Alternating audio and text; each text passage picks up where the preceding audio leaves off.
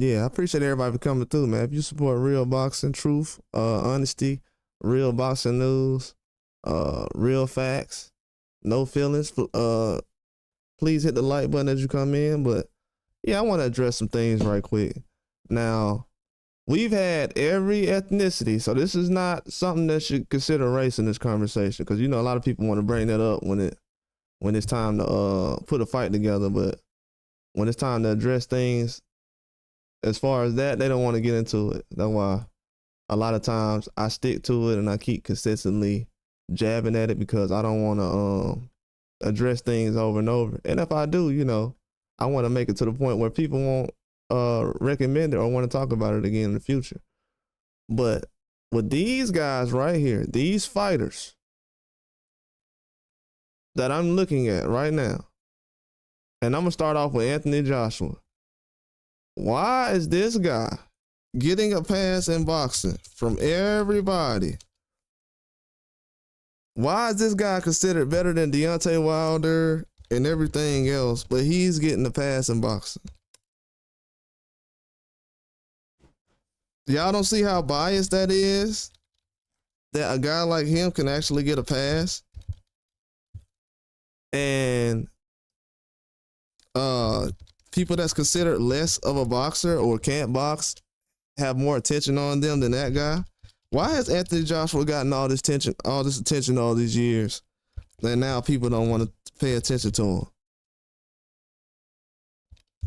I'm asking because have they been trolling the fans as far as this guy's impact on boxing, or what is it? Because it seems like nobody values his talent after one stoppage against Daniel Dubois. So this generation, I feel like they're going to pick and choose who they want to quit on early and who they want to give up on and who needs to do what. Anthony Joshua had the worst performance of 2024 of any boxer. I'm not even kidding. He had probably the worst performance out of any boxer. And it's like people are looking past that and they're just looking at other fighters. And, oh, let me just focus on this guy. These guys right here on this list, for me, will not be considered the face of boxing after this year. Well, not even this year, at this moment right now. These guys are not the faces of boxing to me. The fans don't even respect these guys. They'll sit up here and troll everybody. That's why I said all that trolling and stuff in boxing, yeah, it don't work like that, like people think it does. The trolling doesn't work like people think it does. They think it works, but then when you get to boxing and it's looking the way it looks right now, people ain't really trying to troll nobody. They know what time it is. They know what time it is. This is the most cowardly stuff I've seen in a long time. Just got to be honest. This is some of the most cowardly stuff I've ever seen.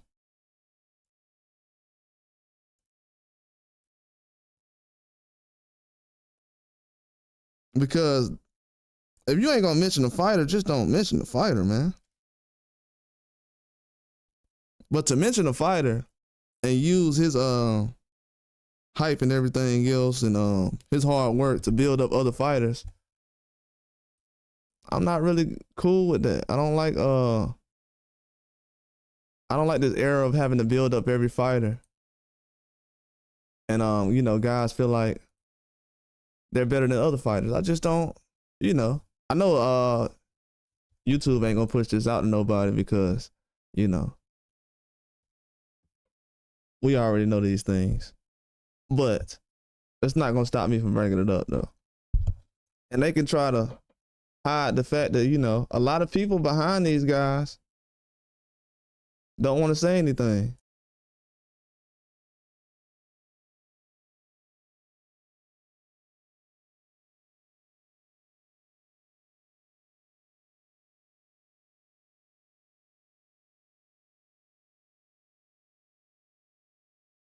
But the media dollars, man, it's at an all-time high right now. And I'm gonna tell you the sad part about this is why I had to point it out. Man, they made a fuss about a whole bunch of fighters they ain't really paying attention to right now. They made a big fuss about Tank, other guys not fighting him. They made a big fuss about Canelo. People not fighting Joshua. People not fighting Lomachenko and waiting till he get old. How is he old when all these guys are younger than Terrence Crawford? This is the disgusting things that happen in boxing. These guys are way younger than all these guys that we mentioned. And they want to change history. They want to sit up here and act like they don't know what people are talking about. Anthony Joshua is not a better heavyweight than Deontay Wilder. This dude got smashed badly, dropped in every round against Daniel Dubois. Anthony Joshua got dropped in every round against Daniel Dubois, except a couple of rounds. And this dude was considered the face of boxing, one of the faces of boxing, the face of UK boxing. This man got dropped in almost every round against Daniel Dubois. And this man is not looked at as a trash, overrated boxer. That is bias. Point blank and period. That is super biased. Every boxer that's had a performance like that has been questioned as being trashed, overrated, or anything else. Right now, the fans are showing me that every fighter they've been wrestling over with and arguing over and destroying relationships over, they don't even care about these guys. Nobody wants to explain what went wrong with the Tank fight. Nobody wants to explain. The only people that's explaining right now what happened in the Canelo fight is people that's actually living in Mexico. People over here, they're not saying anything. Joshua fight, the fans in the UK said recently they're tired of hearing about Joshua and Fury at this point. So the media, you know, they're kind of like, that's why I put media down here. But the fans definitely did quit though. They definitely did quit. That's why I say, if people are, and you know what's crazy? People will see my thumbnail and they'll see me with this picture up here and my title, and I'll be talking about everything I'm talking about. They be like, wow, why is he talking about everything he's talking about? I know that they shadow banning your boy and whatever, but that ain't gonna stop me from talking. Like, I don't do this for views though. Everybody else does, I don't. I'm surrounded by people who do and who don't. I mean, if I wanted to get some views, I'll talk about Diddy later on or something. That's what, you know, the algorithm is kind of pushing everybody towards anyway. It's all about the algorithm. It's the reason why they have an algorithm. When YouTube first started, they didn't have an algorithm. They just was, you know, had videos out. But now it's kind of different. You know, they try to push certain things to a certain point. But with guys like this, I just got to call it out, bro. I mean, it is what it is. People not going to like it. I mean, a lot of people don't like nobody. There's billions of people on earth, and most of those people don't like boxing. So whatever they're doing for boxing, it's cool, but I'm going to repeat what I said. It's billions of people on earth, and most people don't like boxing. Majority, don't like boxing because of everything they do. They try to build up fighters. Everybody know y'all building up fighters, and everybody know y'all trying to make these guys seem like they're the next Ali. You got to compare these guys to Ali. Look how many fighters just on this page right here they compared to Ali or somebody, or Mike Tyson or Tyson Fury's had Mike Tyson and Ali comparisons. Tank had Mike Tyson comparisons. Probably even Canelo if you dig deep. And then with Lomachenko, Ali. Like, bro, this is media favorites, darlings, being forced upon us. And then and then when these guys don't perform after 1 year with Riyadh season. So y'all had one fight with Turki Al-Sheikh, a couple of fights, and you look bad in your first fight with Turki Al-Sheikh. You supposed to be the face of boxing. And don't nobody want to explain this. That's why they made such a hoopla a couple of weeks ago. They wanted to force. See, what I realize now is they want to rush all the news past everybody. So I guess they send out little emails and tell everybody to complain about who's running and who's not. I don't know if everybody know it or not. Ryan Garcia was not walking forward. He was running his last fight. After he got dropped, he didn't want any smoke with Rolly Romero. He didn't want any smoke. And Rolly Romero was getting walked down in his fight before that by like a 135 or something. And he was beating the guy up, but the guy was still coming forward. You had a guy who just got stopped by Abdullah Mason that fought better against Rolly than Ryan Garcia did. And he's a, 135, 140. You can check the box rec, but this is horrible though. They building up fighters they don't even care about. This is bad. This is probably the most important video I'm probably going to ever do because they don't want to talk about Tank. They don't want to talk about Ryan Garcia. They don't want to talk about Canelo. They don't want to talk about Tyson Fury. They don't want to talk about Anthony Joshua. They don't want to talk about Lomachenko. Why are these people wasting my time in boxing? They have wasted 10 years of my life in boxing, the last 10 years, pushing these guys, forcing them in our face, just so they can turn around and talk about Crawford, a guy they didn't like, just so they can turn around and talk about Haney, a guy they ain't like. Bro, y'all wasting my time in boxing, man. Boxing is wasting everybody's time. Well, and the thing about it is, I'm glad because now people get to see what my old videos was talking about. Now my old videos is gonna come true. When I was talking about Joshua and everything else, his resume and how he needs to step it up a little bit and fight different quality fighters. Oh, you just mad? Okay. And the dude had the worst performance. Daniel Dubois just had the easiest fight against against Joshua he ever had. That was Daniel Dubois' easiest fight of his career. Nobody would mention that though. That was the easiest fight he ever had in his career. Usyk just said recently the toughest UK fighter he had was Chisora. You know how long it would get me to try to understand, convince people? You know, people ain't gonna be convinced these days. It's over with. Those days of trying to convince people, it's over.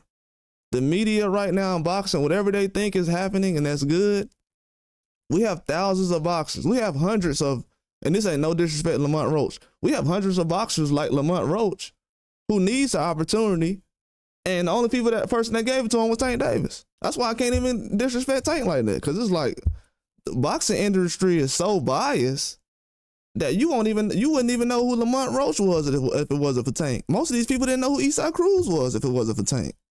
So that's why I be giving Tank credit, because I'm like, bro, the names y'all know, and somebody, you needed Tank to find out who these guys were. You didn't know who Tank was before some of these guys. And you still trying to run around and see Pitbull fight right now.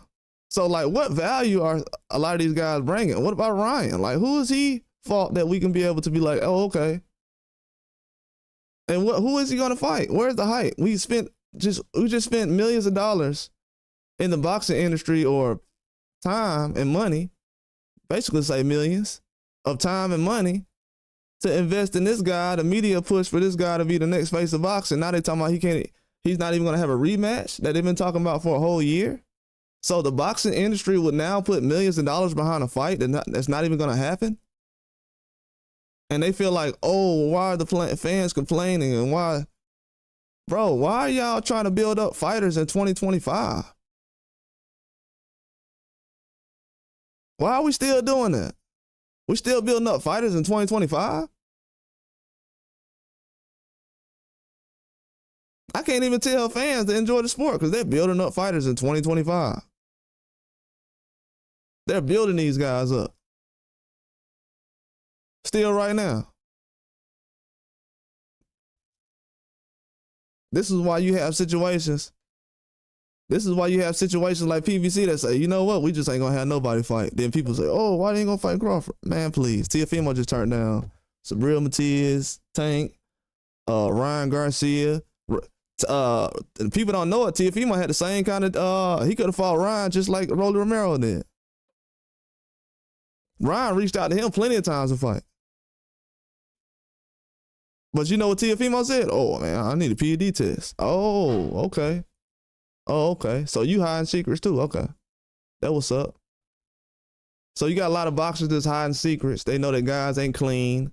You had boxers literally like Rolly Romero talking about he knows boxers who's dirty. He's not going to name names. I'm not going to name names, but I know fighters that's dirty. And this is who the people are putting in the ring. They'll be like, yep, we ain't got to worry about that, you know. That guy can get cheated. He going to keep it secret because he's not that good to begin with. He's just happy to be here. So we got a lot of guys that just happy to be in boxing because they know if they went with a certain promoter, they wouldn't be in that position.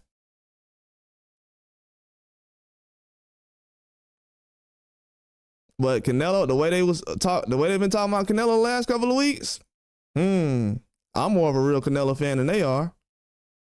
Oh, Canelo's horrible. He looked bad against Skull. It was Skull's fault, but Canelo looked horrible. Damn, just be a real man and say that you didn't like how Canelo looked.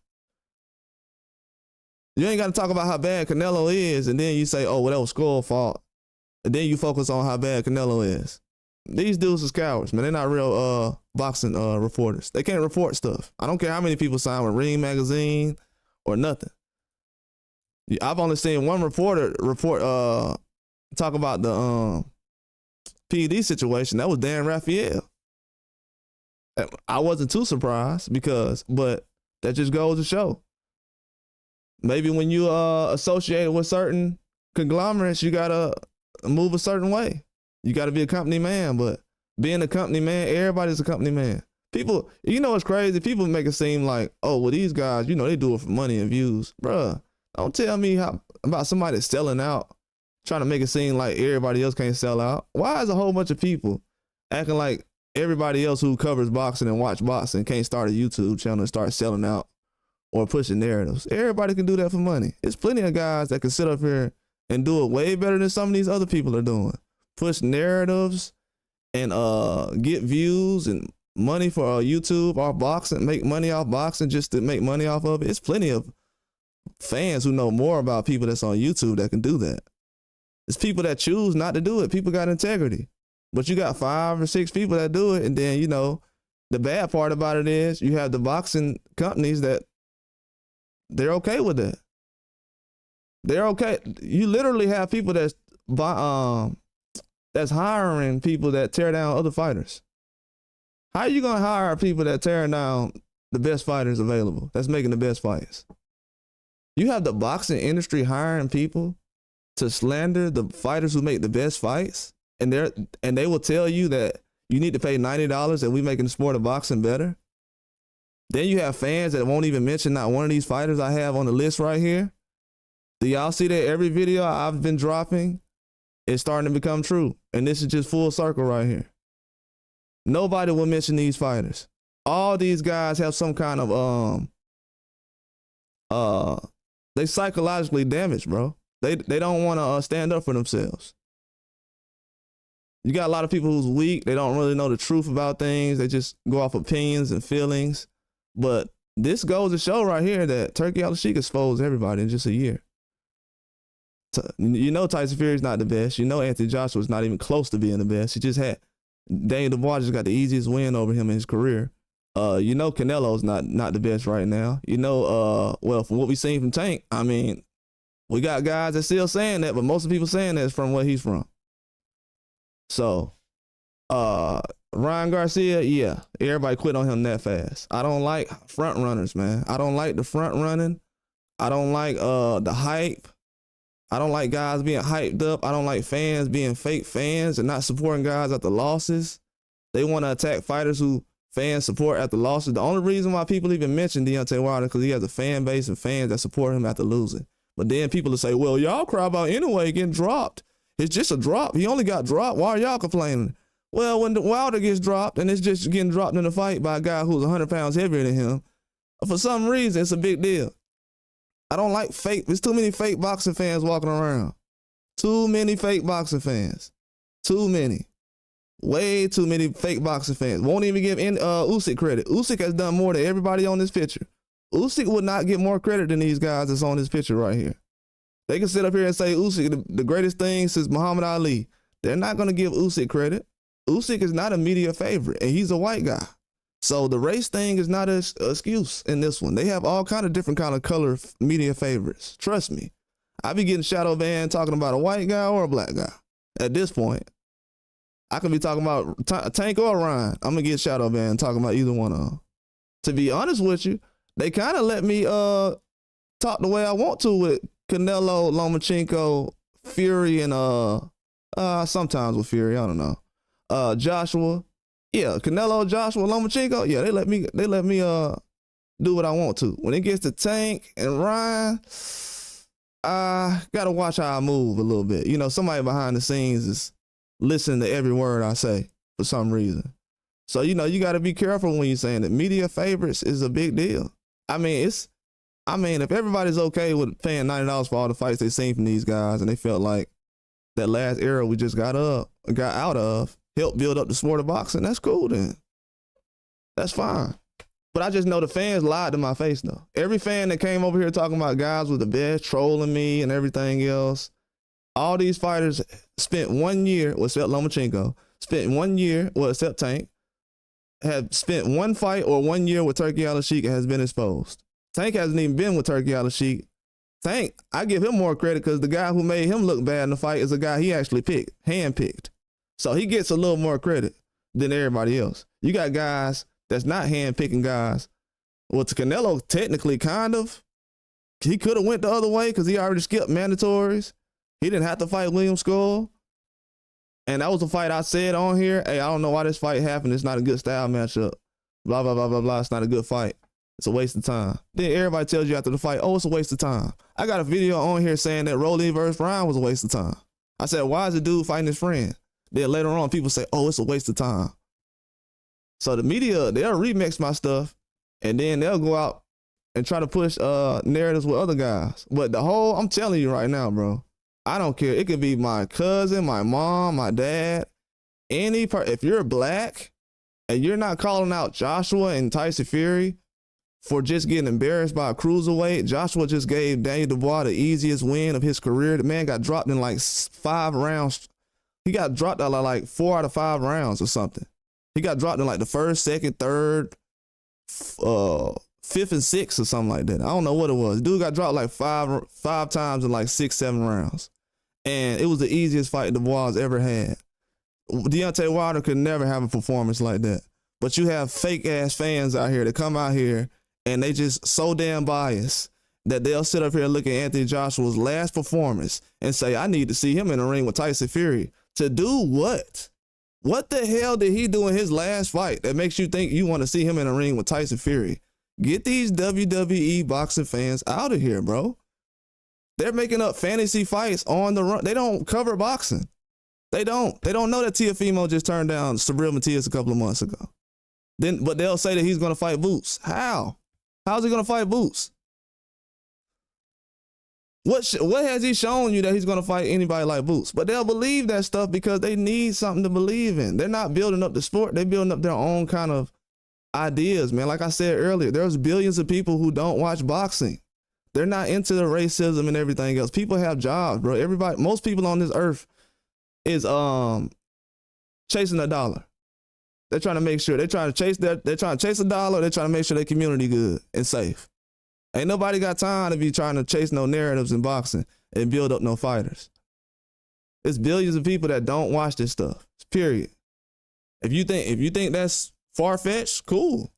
Okay, tell me about any of these guys that's being talked about right now. Any channels talking about any of these fighters right now? Name the channels. Name the people that's talking about Joshua, Lomachenko, Canelo. We just spent 10 years building these guys up in the sport of boxing. And 1 year with Turki Al-Sheikh, now you ain't the same? Now you too old? All these narratives coming out? Too heavy? This? Oh, wait till y'all hear what Tyson Fury's dad just said about him. Tyson Fury's dad just said the worst thing he could say about his own son. It's so much information I get on a daily basis, I'm actually forgetting stuff now just sitting here. You know what I'm saying? So much stuff I forget. Tyson Fury's dad, I forgot about that. His dad just said recently Tyson Fury needs a year off to work on his body. Do you understand that? Tyson Fury's dad said he needs a year off to work on his body physically.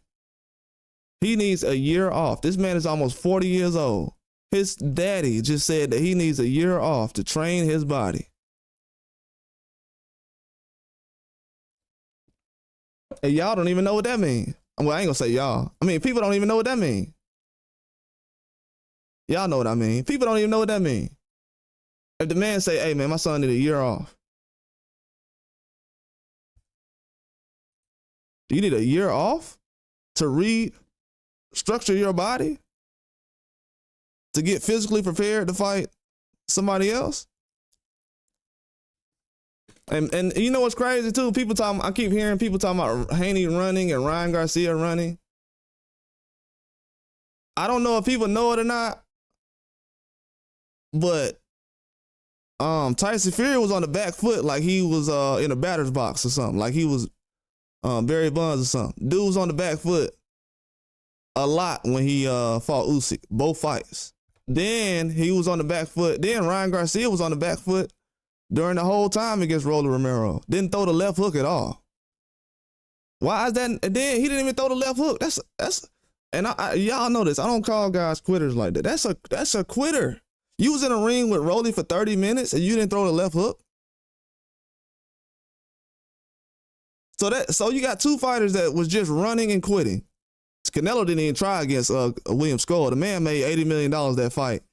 And you got every human being out here talking about, yeah, I know why Canelo didn't try to rush at William Skull. He didn't even try to run at him or anything.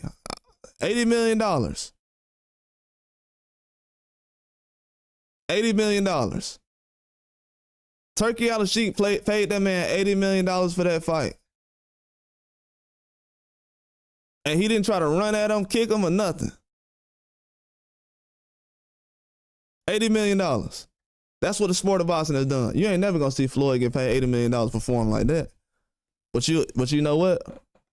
Racism is so strong, you're gonna hear fans act like he did, even though he walked down Canelo Alvarez. It's disgusting out here, man. It really is.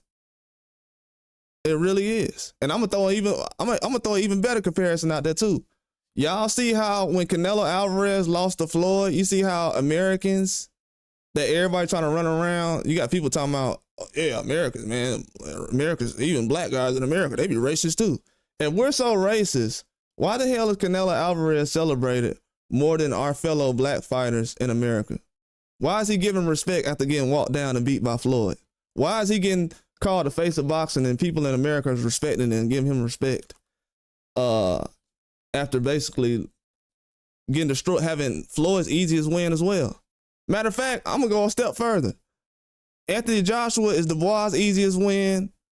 Canelo is Floyd. I don't know, man. I just seen Usyk get some, as far as elite guys, might be the easiest fight he had with Fury. Roller Romero, that was the easiest fight I seen Roller Romero had with Ryan Garcia.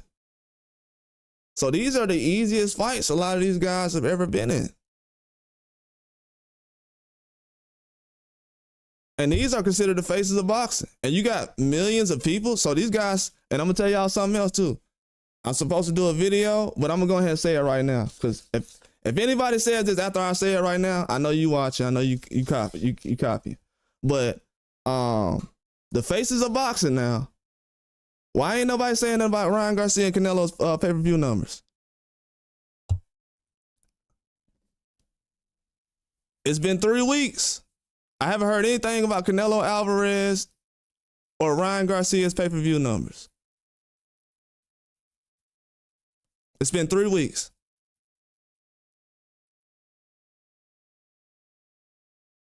Three weeks. No pay-per-view numbers from Ryan Garcia. No pay-per-view numbers for Canelo.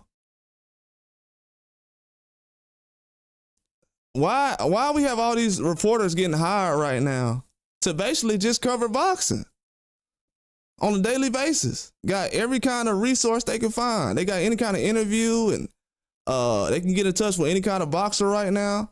Why is Ryan Garcia and Canelo's pay-per-view numbers not being talked about right now? And people talking about how much they sell and everything, because how many followers they got. And I hate to do this because, to be honest with you, people don't know this, but I was one of the first people pushing for Canelo versus Crawford to help Canelo's resume and his career. Because people didn't know it, Canelo needs that Crawford fight. Because him fighting Jake Paul ain't finna do nothing for him in Mexico. In America, they okay with that because they don't take, it don't seem like they're taking boxing serious with these Mexican guys fighting in America. They're not taking them serious. Because you can't sit up here and say you're okay with Jake Paul but not Benavidez. You're not a boxing fan. What's up, J-Man? What's going on, dog? Shout out to my dog, J-Man. But let me go back to what I was saying, though, earlier. So we let Canelo come over here and get whooped. He was Floyd's easiest win. He became the face of boxing. I would say Deontay Wilder performed better against Tyson Fury than Canelo did against Floyd. But guess who gets all the slander, though? Guess. Like, it's getting to a point now I can't even trust black guys. Because they'll sit up here and hear me say exactly what I just said and don't know what the hell I'm talking about. Canelo had to eat. He had to, and then what's crazy is I'm the only one out here saying this, bro. It's like every other black dude, like, yeah, man, we're just gonna report whatever. Report what? These are the faces of boxing, and they're not talking about these guys. What the hell you gonna report? You gonna run around talking about Devin Haney now? Everybody can't sit around and talk about Devin Haney all day. When y'all sat up here and slandered this guy from Ryan Garcia, you told the whole world Tank is the guy, and Tyson Fury is the man, and Canelo don't need nobody. He can do what he want. Why y'all ain't let him do whatever he want against William Skull? They say Canelo can do whatever he want. Then every old man who been watching boxing for 50, 60 years, wait till Canelo got to his 60-something fight, and they gonna want to complain about it because he getting money with Turkey Out of Sheet now. It's all about money, man. These dudes got their hands in everybody's pockets. But you'll never be able to see a black guy lose the way Canelo did against Floyd, and he'll be considered the face of boxing. So at the end of the day, boxing has been in a hole since that happened. Since Canelo fought Floyd, and I'm gonna tell y'all a secret too. I didn't want to see Canelo fight Floyd. That was the first fight I seen Floyd put together, and I said, "What are you doing?" Now, mind you, when people talk about that, they don't say that. They don't say, "Hey, man, why did Floyd?" They don't say they had a problem with Floyd fighting Canelo. That's why I'm telling y'all, dudes weren't watching Floyd like that. Telling y'all, I'm for real. These dudes weren't watching Floyd like that. You got to think about it. Floyd was fighting the same time Mike Tyson was fighting Evander Holyfield, and the same time Roy Jones was Roy Jones. So do you see any newspapers out there where somebody said, who's the number 1 pound for pound fighter, Floyd or Roy Jones? They trying to act like, yeah, man, Floyd didn't start doing what he was doing until he was about 30-something. So he's about 30. That's why it's crazy to see, because people like Floyd hating on Tank. How he hating on Tank when he doing stuff for Tank that he ain't have done for him? He ain't doing it for nobody else. It's a whole bunch of boxers that been around him and they ain't got the treatment like Tank done got.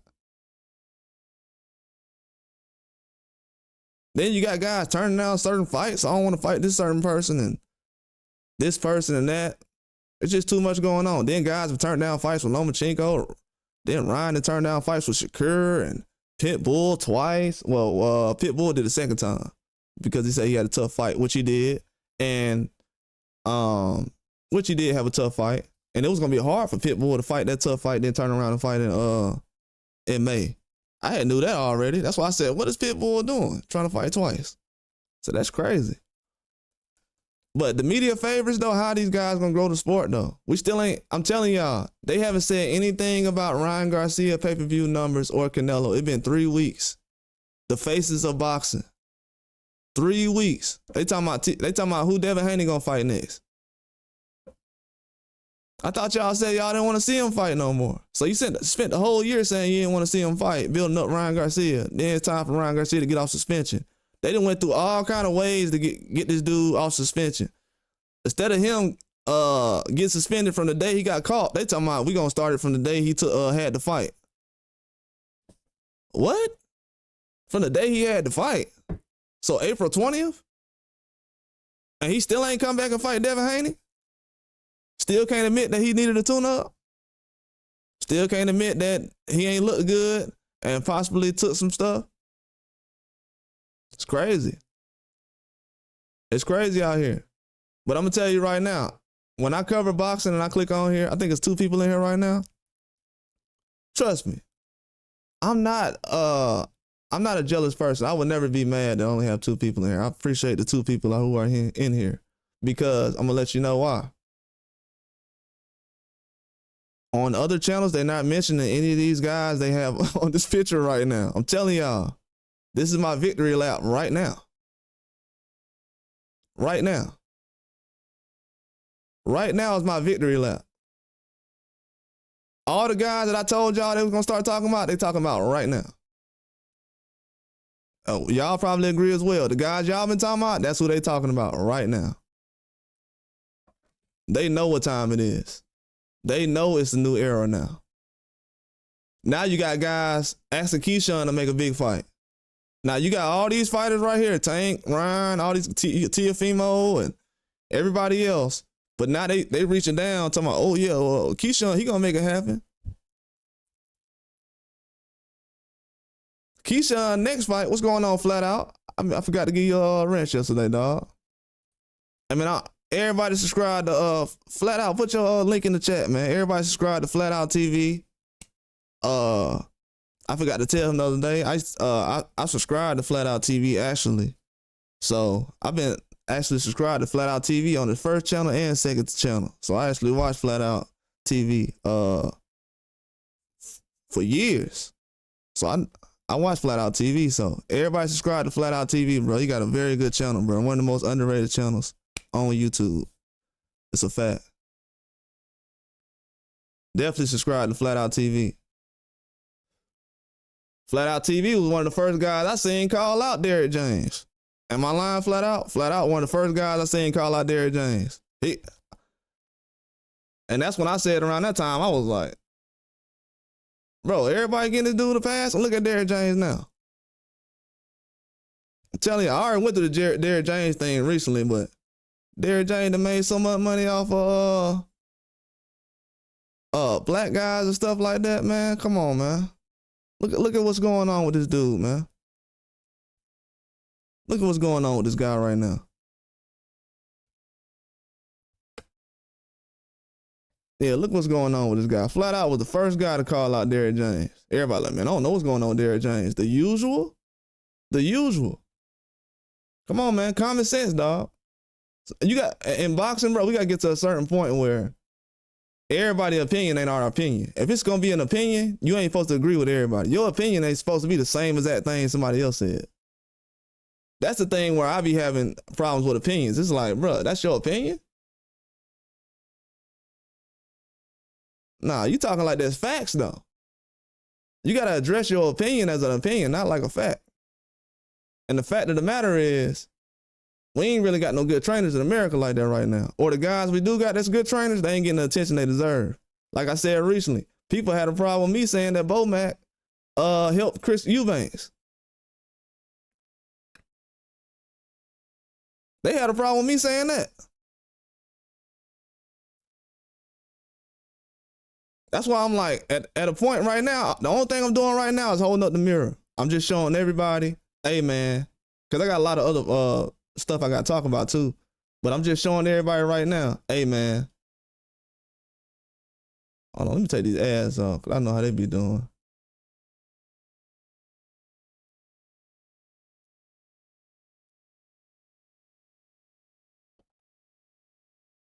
I'm just showing everybody right now, hey man, these are the guys right here that everybody has been trying to force on us. I just want everybody to know that. These are the same guys they've been trying to force on us for a long time. These the same guys.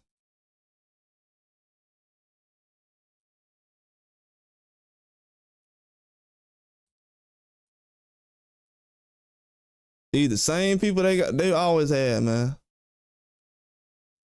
But my thing is, right, with boxing it's too much talent in boxing to be building up fighters though. It feels like, I ain't even gonna say it feels like, it's almost like cheating almost. It's almost like cheating, to be honest with you. It feels like cheating almost to a certain extent. It really does. It feels like a lot of these people be cheating, because if you set up an event and your guy's going to win, I mean, it's no use to even getting involved. That's why people don't like crossing the street. You got people, way too many guys are involved with just putting together certain fights to build up a certain fighter. Why are we building up people right now? See, Bob Arum, he'll sit around and take his time with these Vargas guys, but they younger than I mean, a couple of these guys are older than Abdullah Mason. But guess what? They gonna rush him. Oh, we're gonna rush Terrence Crawford. We're gonna rush Chris Stevenson. We're gonna rush these other guys.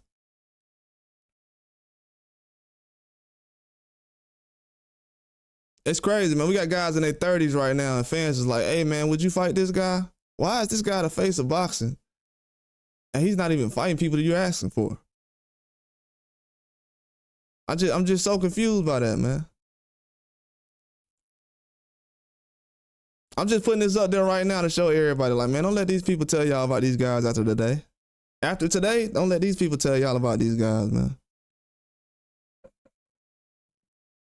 These guys are not a factor right now. Yep, it's true, Jay, man. Been like this for a while, especially during the pandemic. It got worse. It got worse. I have no problem with people supporting the fighters, but I'm just telling y'all right now, bro, the racism in boxing is too strong for boxing to be a good sport, man. It's way too strong for it to be a good sport. And it's not like, oh, it just randomly happened. They pushing everything. They pushing race issues on boxing. Look at that stuff. Look how they blew up that watermelon and banana, whatever that was, when Keyshawn and Baranchi. You see how the reporters blew that up? And everybody like, yeah, man, T.O. did it. T.O. did it. He the one who did all that. You see how much energy they put behind that? But when it come to somebody like Ryan looking trash after taking PEDs, it ain't no energy behind it. That's who the media is catering to. For some reason, they feel like black versus white can always promote sports. It ain't like that, man. Nobody cares about that stuff. They put way too much. They think that racism sells, and it doesn't. It doesn't. They think black, white sells, and it doesn't. It just doesn't. It's not as big as what they think, man. It doesn't. If that was the case, Ali would have been fighting straight white guys, just number white guys back then. And Bob Arum was around back then, right? And he around now, right? Yeah, man, they did, bro. They did, bro. And I heard Bernard Hopkins say something, J-Man, today. Bernard Hopkins said he had helped put the Ali Act as far as when the president and everybody at the White House asked him to come speak about the Ali Act and trying to get the bill passed or whatever. This man literally said, yeah, man, when it come down to it, I love the community, but I come first. It's about me first. My brother, from your actions to every other black fighter, yeah, it always been about y'all. You right. You can put the Muhammad Ali act together, but you ain't Muhammad Ali. Yeah, I know all you boxers basically are me. I mean, you gotta be like that to be the best sometimes, but I see Oscar has no problem putting certain Mexican fighters in position to be successful. And people keep saying, oh man, why Charles Conwell went over there and got cheated with Oscar? They did him wrong. The reason why they did him wrong is because the fans are okay with people like that getting done wrong. Oh, Shaquille Foster had the worst robbery in boxing history, and people was like, if I want to see a rematch, he'll be all right. I mean, I'll think about it. But Ryan goes out here and cheats a guy, then, just acts abnormal, use racism to promote his win. I told everybody then, bro, this is the biggest win he ever had, bro. I said, he don't know how to handle a win. And this is, you got to realize, people think that we got people that be racist to us every day. That's why people are starting to not like certain cultures around them. But bro, the dude said the N-word, and people like me still knew. This dude don't know how to handle a win. This dude don't know how to handle a win. How are you going to jail after you won a fight?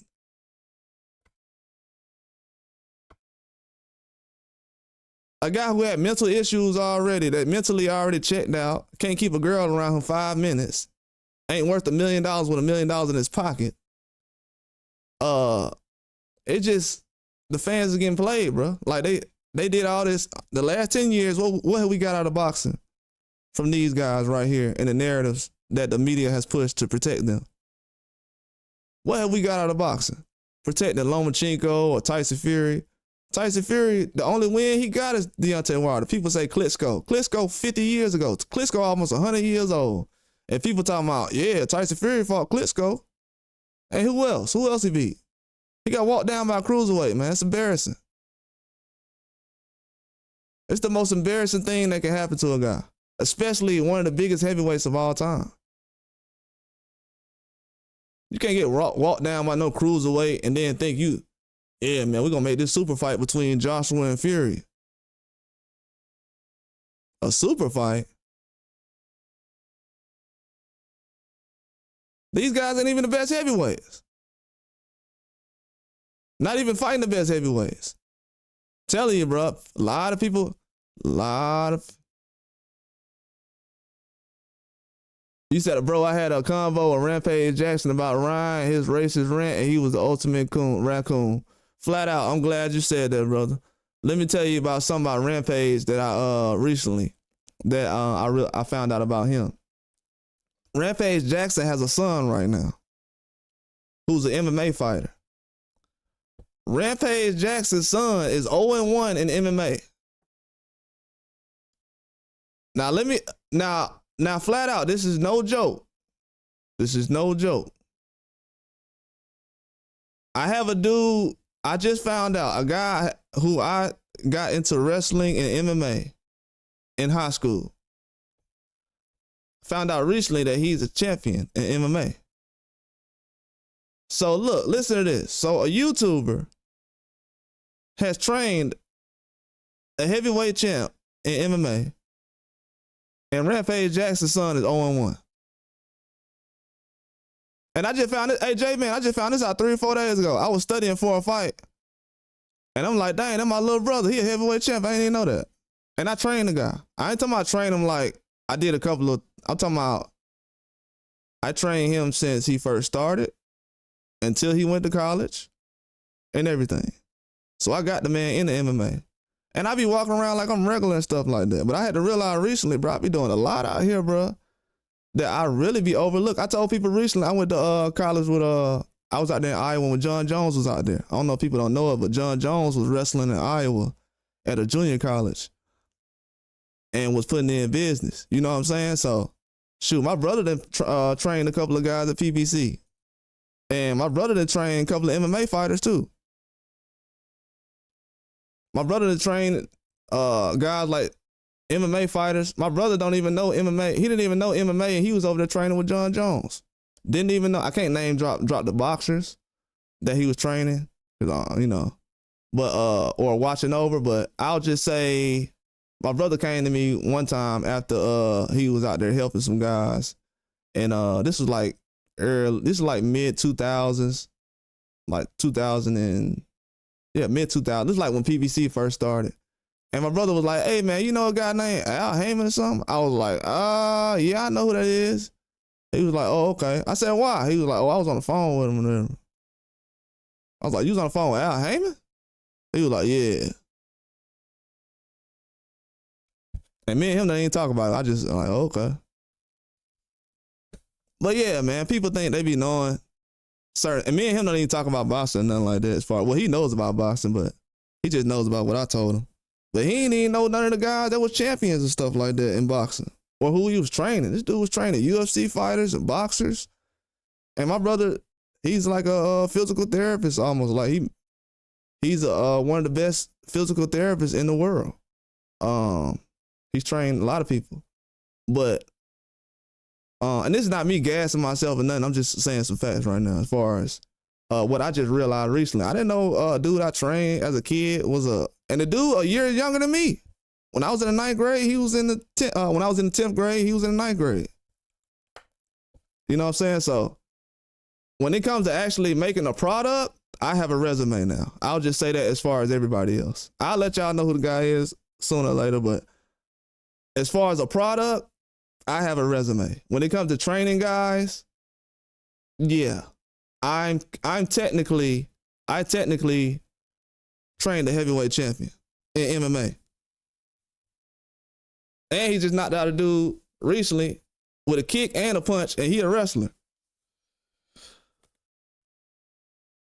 He said, bro, have you heard that Dev might be on the Bud versus Canelo undercard? No, I haven't heard that, but from what I see flat out, you could probably see Boots or Devin on that undercard because PBC is kind of keeping their fighters close-knit right now. And it could happen as far as Devin. I think Devin's an option, Boots. I don't know about Virgil. You know, Oscar's had fights going on with Turkey for about 8 months now, probably. He's not really, no, probably longer than that. I know he had Zerto over there recently. So, you know, Oscar's not doing well in Riyadh season. So he probably gave it a go, and he's going to see how this Williams Zepeda situation happens. But I don't know if he's going to go with the Virgil Ortiz fight again on the Riyadh season card. So that might happen. But we got to see, because it's a lot of stuff going on around that date. Then October is a big date. They're trying to get Tyson Fury and Joshua to fight. But Devin being on the undercard again, it possibly could happen. If it does happen, he'll be like a co-main event. But I don't think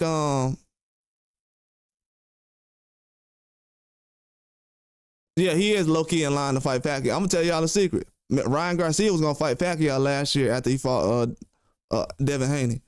If Ryan Garcia, if you go back and look, see, people don't think I be announcing fights that be actually real. So I'm going to give y'all a timeline real quick. But let me address what Flat Out had said about Rampage, though. But Rampage, though, he's trash, though. I think Rampage is such a bad person. You got to think about it, too, Flat Out. But I'm going to answer what but Rampage is such a bad person, though. He can't even train his son, man. How you an MMA fighter? You've been around hundreds of MMA fighters and wrestlers growing up, and your son is 0-1 in MMA? So to be honest with you, Rampage is a big dude who was physically gifted, wrestled in high school, got some hands early on in MMA. He found his little niche. He was fighting some old guys who he already been around for years. But a lot of these dudes is like that, man. They don't care about nothing, man. A lot of these guys are sellouts. A lot of these celebrities, man, they sellouts, bro. I've seen it already in person. A lot of these guys are sellouts. A lot of these guys are sellouts. They don't care about nothing. Like, and what people always say is, yeah, they trying to get their money. Yeah, but I can get my money the same way, though. You know, I don't like when they say that. Man, you know, he a brother, he's just trying to get his money. Yeah, but everybody trying to get their money, though. Yeah, everybody trying to get their money. But if you're going to lie to me to get my money or try to play me or anything else, yeah. But if you out here hurting the next man trying to get something done, it's just bad, man. But Rampage is going to expect everybody to respect his son, though. That's my thing about it. The only thing I don't get about the Devin Haney thing is it's going to be a dude that come on my page, and he going to be somebody that probably was talking about Devin Haney and his dad, and I don't like that situation. But he going to want somebody to respect him and his child up. This is the thing. This is the thing that people don't understand as men in America. We going to be surrounded by kids that's going to always in the back of their mind like, man, I should try OG. But these dudes sit up here and be like, man, not my son, man. Why would they do that to my son? Bro, because you got your son out here acting like he that. But you don't want nobody to sit up here, but you want to critique everybody else's son. We got people who, you got to think about it. Our community is so messed up. We got people that don't like boxers just because they got a dad. Community cooked right now. Like, this the worst it ever been. We ain't had this many guys walking around that didn't like people just because they got a dad, bro. I got people in my family that ain't got no daddy walking around. We ain't doing all this, though. This getting out of hand right here. Like, you got to think about it. Just because guys got dads, they get more attention than fighters like these. And I'm going to tell y'all the psychological part about that, too. Some of these guys want to feel like, and I hate to say this is real talk, some of these guys want to know what it feel like to be around a real man or hear a real man talk. That's why when you hear Ryan dad talk or Tyson Fury talk, Tyson Fury dad talk, or even Lomachenko's dad, nobody want to hear those guys talk, man. A lot of these young guys, they want to hear what a real man talks like. It starts with the fighter, but then they start to get, hooked on to the fathers in boxing. Yeah, he got a great dad. That's the reason why a lot of these guys don't like him. Because his dad in his life. Man, that don't make no sense. Yeah, these dudes are psychologically like, and the crazy part about it, Jay, man, we be in the stores with these people. Man, these dudes probably be asking to do business with you, or could I cut your grass or whatever. And it's like, if you got a dad, these dudes is gonna crash out on you. And these the same guys with a dad. So Rampage would be like, man, I don't like your dad, or I don't like him. But you Rampage, your son is 0-1 in MMA. You probably the black guy who got the most resources in MMA history, and your son can't get his win in the first fight. It's terrible. It shows you he's not a good dad. That's like Usain Bolt's son saying, man, I don't know how to run this 100 meter. I don't know when to pick it up or what. Yeah, Golden Boy. Yeah, they do. Yeah, they do. Golden Boy for sure. Especially now. Especially now. But what the only thing I'm looking at right now in boxing is the fans that say, man, y'all don't really support these guys. Y'all always trying to talk down on these guys. Man, they're not even showing these fighters attention anymore. That's why I said, man, when they start saying that face-up boxing stuff, they're trying to build these guys up, man. They can't fool me, bro. I've been watching boxing way too long. No, I'm not Sonny Liston. No, I'm not Don King or Ali or Sugar Ray Leonard. But I have been watching boxing long enough to know that they never called Mike Tyson the face of boxing. They never called Oscar De La Hoya the face of boxing. They never called Floyd Pacquiao the face of boxing. Don't y'all know recently they just started calling Pacquiao the face of boxing? And y'all want to know why? Because recently I've been saying, why y'all calling people the face of boxing? What's going on, Rusty Cade? They said, why? I'm like, why y'all calling everybody the face of boxing, but you never call Pacquiao that? Bruh, the fact that they called Pacquiao the face of boxing recently, it looked weird. They was like, the face of boxing, Manny Pacquiao. I'm like, it's been 45 years old. You just now saying that? And then y'all notice when they put out videos of Pacquiao, y'all see how viral it goes? Y'all see how viral Pacquiao goes? Now everybody talking about Pacquiao fights. Canelo was fighting Skull a couple of weeks ago. Don't nobody even care about it. They like, oh, okay. Yeah, he fighting tomorrow. We gonna watch, but yeah, I know the Zone has a card tonight. I'm gonna end up checking it out. They got one tonight, tomorrow. They got one Saturday. But the Zone is and I'm gonna show y'all something too, man. Let me pull up this picture real quick. Let me show y'all why the Zone. I'm gonna show y'all the Zone had one of the nastiest pictures you'll ever see. I'm gonna go ahead and post it real quick. I'm gonna send it to my email real quick so y'all can see it. If you are American, you're gonna want to see this. And this is gonna be explained why I go so hard. And this was posted probably like 18 months ago. I want y'all to see this picture real quick. If you got 2 minutes, hang on real quick while I show this picture. Cause this right here, y'all gonna want to see this. It's one of the nastiest pictures I've seen. This actually shows that they have an agenda out to turn every American boxer into a gatekeeper. I don't know how a guy goes 12 rounds with Chisora and not Chisora, Dillian White and Anthony Joshua after working in a warehouse, and the man can't find a fight nowhere. That's crazy. I just don't understand that.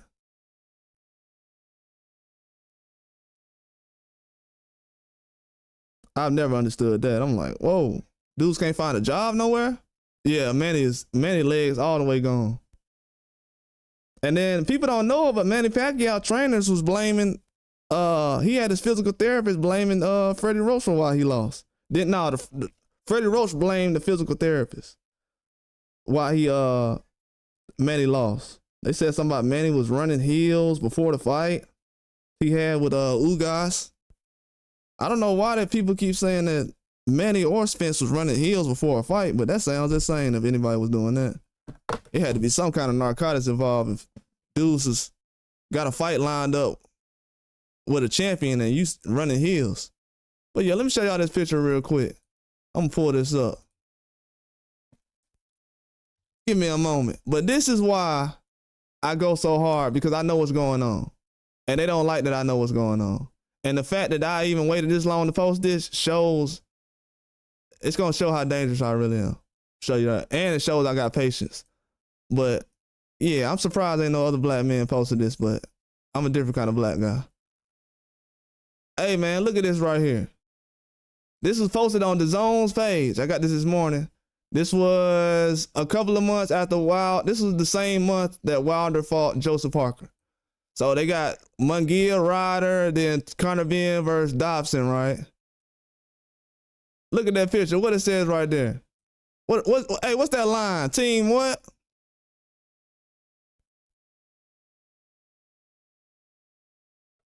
Team what? Y'all see that? This is on the Zone YouTube page. So if you go on the Zone Boxing YouTube and you go all the way down, it's gonna be about a year and a half ago. Look what that says right there. Why did they have a line through America? It's on the Zone's boxing page.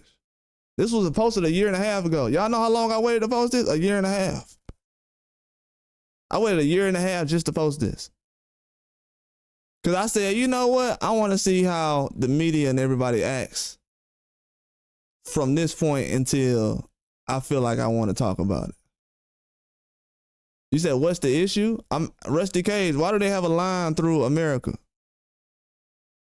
Could you let me know why they have a line through America? And why would that be? Why would that even be right there? They're not from America. Why they got a line through America, Rusty Cage?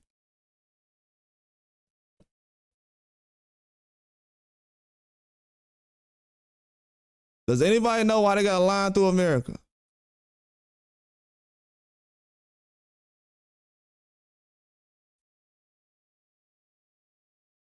I mean, why would they feel the need to be like, hey man, let me go ahead and put this line through America and post these mediocre ass boxers at the bottom?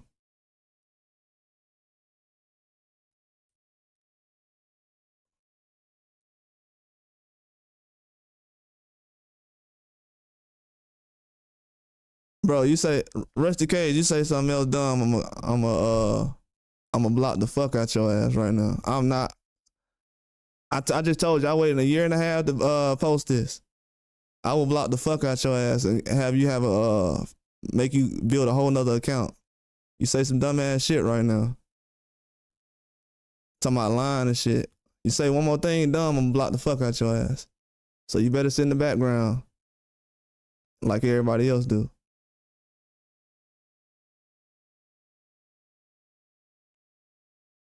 This is why y'all UK guys, this is why I always be firing at y'all ass. That's why I had Tyson Fury getting his ass dropped. I should have had 100 likes on that goddamn video yesterday. That's why I posted Tyson Fury getting dropped yesterday.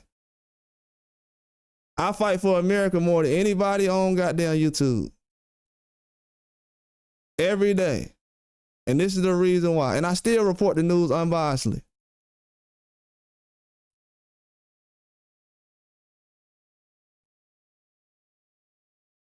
But you have niggas online come out here and be like, oh man, y'all like Devin Haney, y'all moist, and y'all this and y'all that, and y'all break y'all neck to post goddamn Conor Benn a couple of weeks ago. Made sure that he got treated like a king a couple of weeks ago. You say I got anger issues, bro? Yeah, I got anger issues. You think this is a topic? Yeah, I got anger issues. Yeah, you're right. I do got anger issues. You're right. Every time you show up, I got an anger issue. You're right about that. Let me time your whole ass out and let you know who run the show. Sit your ass in the back for 10 minutes.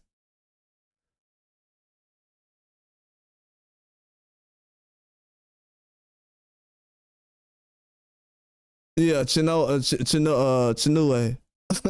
Chinue. Yeah, man, that dude's an idiot. He's like, he probably Eddie Hearn or something. I'm gonna tell y'all something else too. When y'all see these dudes coming here with these names like Rusty Cage and all the other stuff, these are trolls that's like promoters. This might be Oscar De La Hoya or some shit. This nigga, I don't know if y'all, he's been subscribed for a while now. He's been over here probably like months, like 8-9 months. So I've been letting this guy just sit here and talk. And I pull up some serious shit. Now he wants to say, what line? What is that? What line? Bro, you don't get your ass up out of here? Block, man. Just like that. And this is why these other channels let people like this breathe, bro. And at first I was like, man, I'm gonna let everybody just come in. We're gonna enjoy ourselves. Now, I want people to be nervous when they set their ass over here. No other channels you're nervous when you go in the conversation, whatever. I want you to be nervous when you come over here. Cause you know, and you know what? People know they be on some bullshit. So they already come over here being negative, pushing lies, no honesty. So they, you know, they want to troll. Yeah, we can troll. We can troll. Just know that, you know. And what I don't like is when I troll back, then they leave, they get up out of here. I don't like that. I don't like somebody trolling me. I don't like front runners, you know what I'm saying? Too many front runners in this world. But this is why, and y'all gotta understand this too. As a boxing fan, I say, you know what? The UK need a big fight right now. They've been trying to push for the fight. I'm gonna go ahead and ignore all this. I'm gonna just let them go ahead and promote this Conor Ben and Eubanks. I'm gonna go ahead and support it. If you look at my channel, bro, I supported it like I worked for him. You know what I'm saying? It's boxing still at the end of the day. I love boxing. I don't care what the name is on the back of the jersey. I still love boxing. But for this to be up here like this and the zone to be like, hey, you gonna pay $90? Fuck no, I ain't paying $90. And anybody who work with you, they anti-American too. As far as I know. No, I'm not working with you. No, I ain't giving nobody a pass. No, your commentary is anti-American. Your commentary look just like this picture. America with a line through it. And we ain't got no black man out here that support any of this stuff. I subliminally say things on my videos because I can't go out and just say the flat out truth because, like, shout out to Flat Out. I can't come out and just say the flat out truth because then you're going to have bots and niggas like Rusty Cage come up in here like a bot, you know what I'm saying? Not even showing up until something important is being talked about. Then he want to act like a, you know, an insurgent or something. So yeah, we got to get these bots up out of here. They love sending bots over here. I seen recently, man, somebody had 100 subscribers and they had like 400 viewers in there. I'm like, bro, it's dudes that got thousands of subscribers, like 100,000. They can't even get that many in there. But they don't want people to talk about this stuff right here. They want this stuff to be anti-American. They want boxing to be like this. So if y'all see me going in on Tyson Fury and everybody else and these other black guys out here worried about Deontay Wilder, this is why I chew their ass the fuck up. I'm tired of people mentioning Deontay Wilder's name when these guys are the ones that's talking about putting a line through America. America's done, finished. After Wilder lost to Parker, they put this up there. They don't give a damn about the rest of you fighters. They feel like them getting Deontay Wilder is better than any of you guys. One of you guys couldn't equal half of Deontay Wilder, according to the UK. So they don't care about somebody else losing or if Conor Ben loses this guy. They already got what they needed. And they had America help them. They had America help them.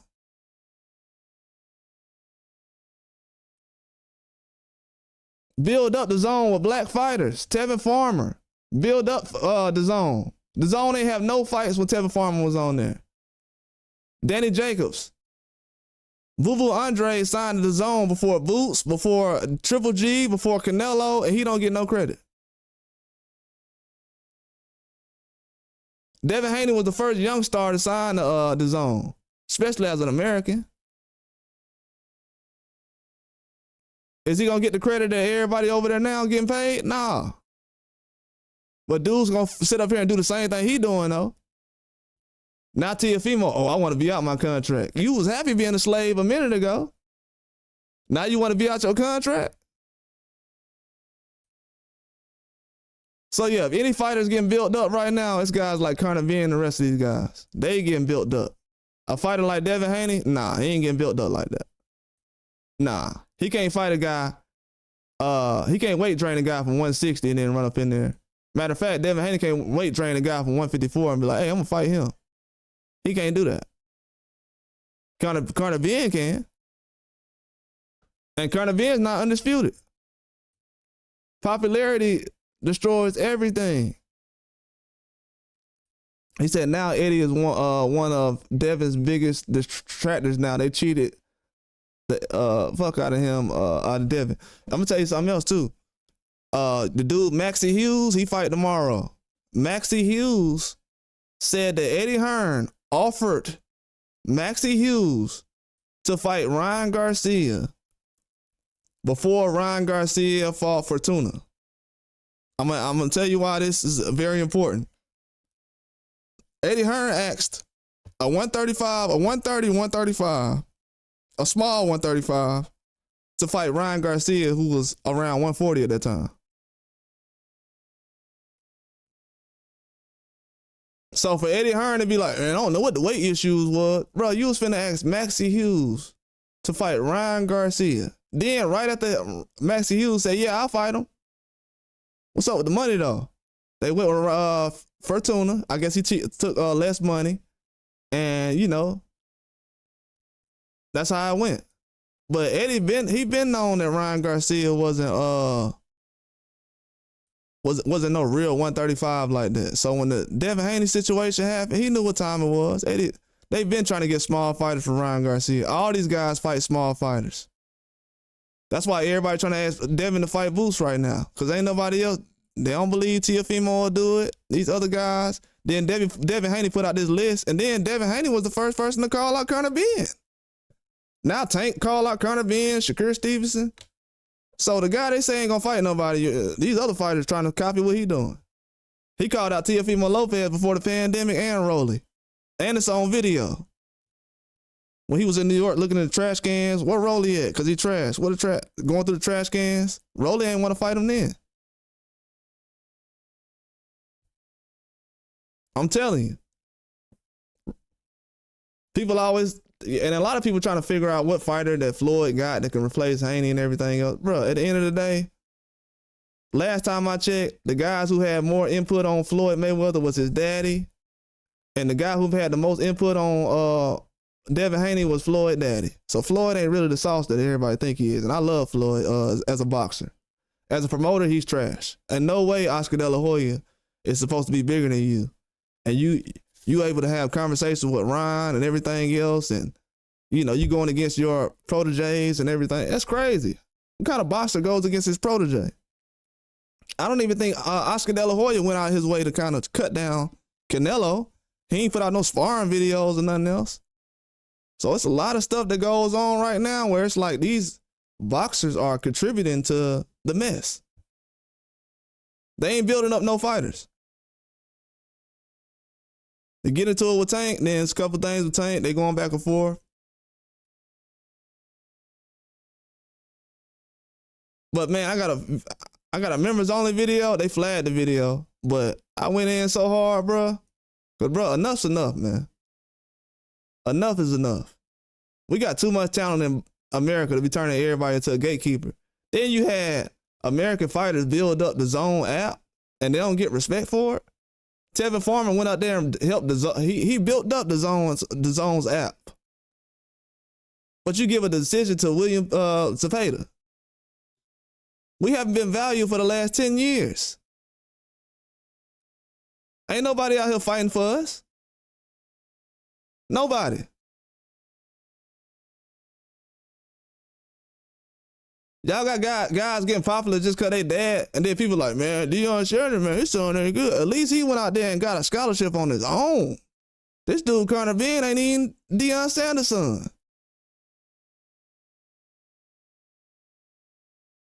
He ain't even LeBron's son. I can pull up fights right now where he look regular in America.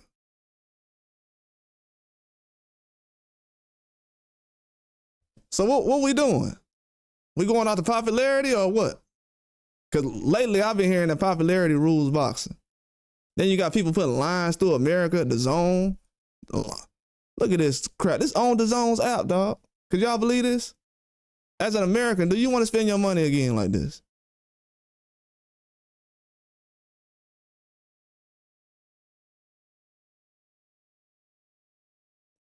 And then people swear to God they biased though. I mean unbiased. How you unbiased but you support this though? But then you want me to hear about your flag and everything else. How is this building up sports? But then every guy that's on this picture that's supposed to be a big time fighter, nobody's mentioning them. And I got more stuff coming out later. I'm probably gonna do a lot more. Man, I might go live 3 times a day. Cause I got some things to talk about today that's very important. But this right here is, I just want to drop some jewels on y'all, cause a lot of stuff is getting overlooked, man. They changing the sport of boxing in front of our face. And it's not Turki Al-Sheikh that's actually doing it. He's gonna get the backlash because he's picked it up right where it turned. But he's actually caught backlash by making changes. Those fighters looking sloppy was their fault. But Turki Al-Sheikh got the blame because those fighters' fans are weak. They can only blame Devin Haney and Turki Al-Sheikh, the 2 darkest guys in the room. That's the only thing they can do. Other than that, oh, those guys, they perform well. Oh, William Skull, he's dark too. Yeah, him too. Then you got guys in Mexico like, man, what was Canelo just doing? You got Mexican legends that's talking about they don't even watch Canelo fights no more. And I've been listening to this guy talking about Canelo for like 2 years, 3 years now. I didn't know the guy didn't watch Canelo fights. I'm thinking that he watches Canelo fights all the time. So the stuff he's talking about from Canelo, he's seen 10 years ago, and he's in Mexico. So a lot of Mexicans is not really rocking with what they see from Canelo right now. I think the media made that decision to call Canelo's last performance horrible because his whole country that he's from is actually saying that his performance was horrible. And America's done a great job kind of not letting the same kind of news that's traveling in America about this guy get over here. Yeah, his fight's been boring for years. For years. They use boxing fans, real boxing fans. They use our love for the sport to help validate guys like Canelo. And I'm glad that Canelo took the Crawford fight. Shoot, a lot of guys didn't take Crawford fight. I got to give Canelo credit now. Y'all know how I do, but I give him credit for doing that because y'all know how hard it's been for Crawford to get a fight over the years. And they call the other guys boogeyman. They call Matias the boogeyman last year. Before Crawford. So you know he ain't been valued in the sport of boxing. They've been trying to find every person to replace this guy. Martin Bacoli recently, they jumped off the bandwagon. I thought Bacoli been looking better recently, but I told him that he not that guy.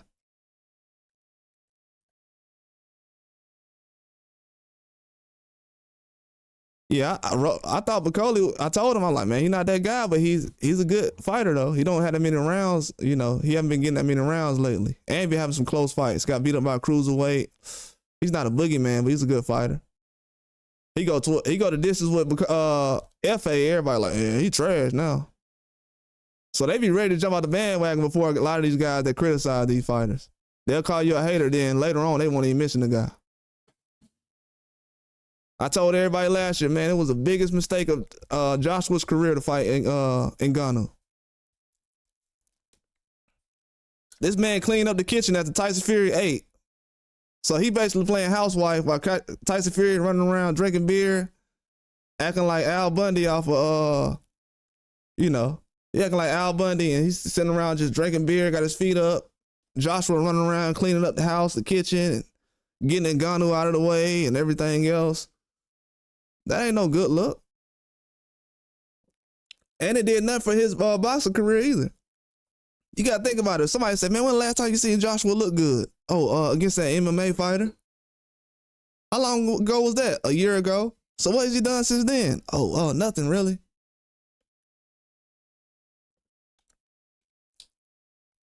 So these guys have been built up off of names. They use Wilder's name. It was what it was. They used his name. They didn't put him in a position because if you think about it, all they had to do for Wilder was say, "Hey man, you won the first fight." Oh, he didn't win that many rounds. I went back and watched that fight. I only saw the fight like once, 1.5 times. I went back and seen the first 2 rounds of the fight. Then I went back. I'm gonna tell y'all what I did. I had went back and seen when Wilder had dropped Fury in the 3rd fight. Bro, I'm gonna be honest with y'all. This is not, I don't know if people know it or not, but I was a fan of Tyson Fury for like over 10 years. But before people knew who he was. But matter of fact, when I was telling people about Fury, they said that Joshua was way better than him and Fury was trash. But if you go back and look, man, That dude was on the ground for like 14 minutes, dog. I was looking at it. I'm not even trying to count. I was like, bro, I can't watch this. I cannot watch this. That man was on the ground for like 14 minutes, man.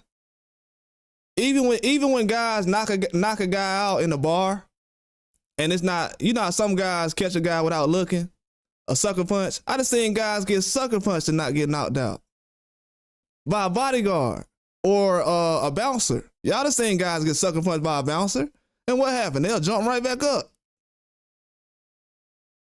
So you got a guy that's 200 pounds that do a man like that, and you give him 14 seconds?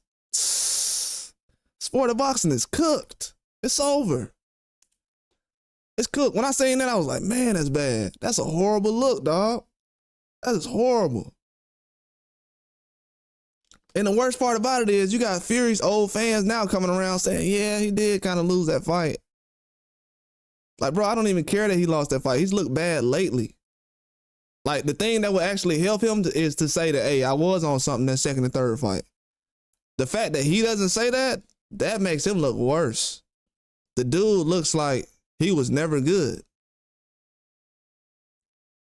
That Ngannou fight is going to be buried. They're not going to ever play that Ngannou fight again.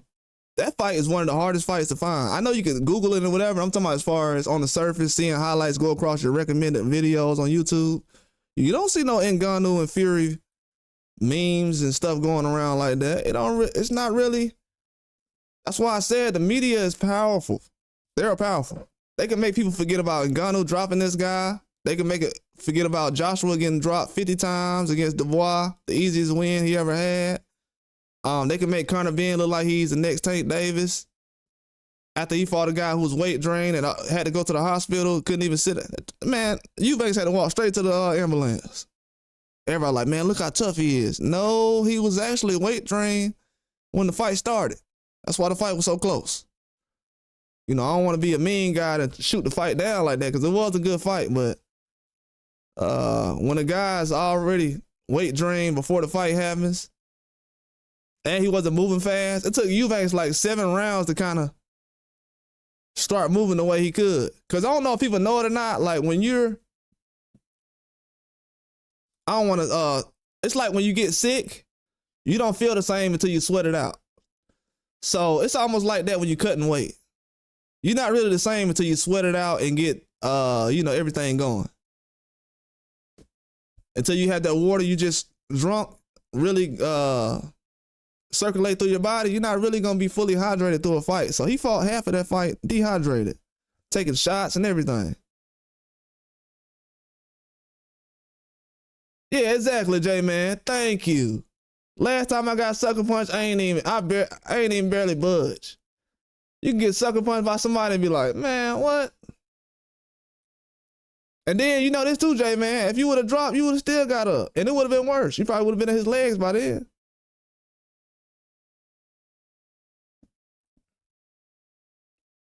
But this dude dropped somebody, and the referee doing all this, hey, over here. I'm like, what? And if y'all notice, a lot of guys, after they did Wilder fights, they retired.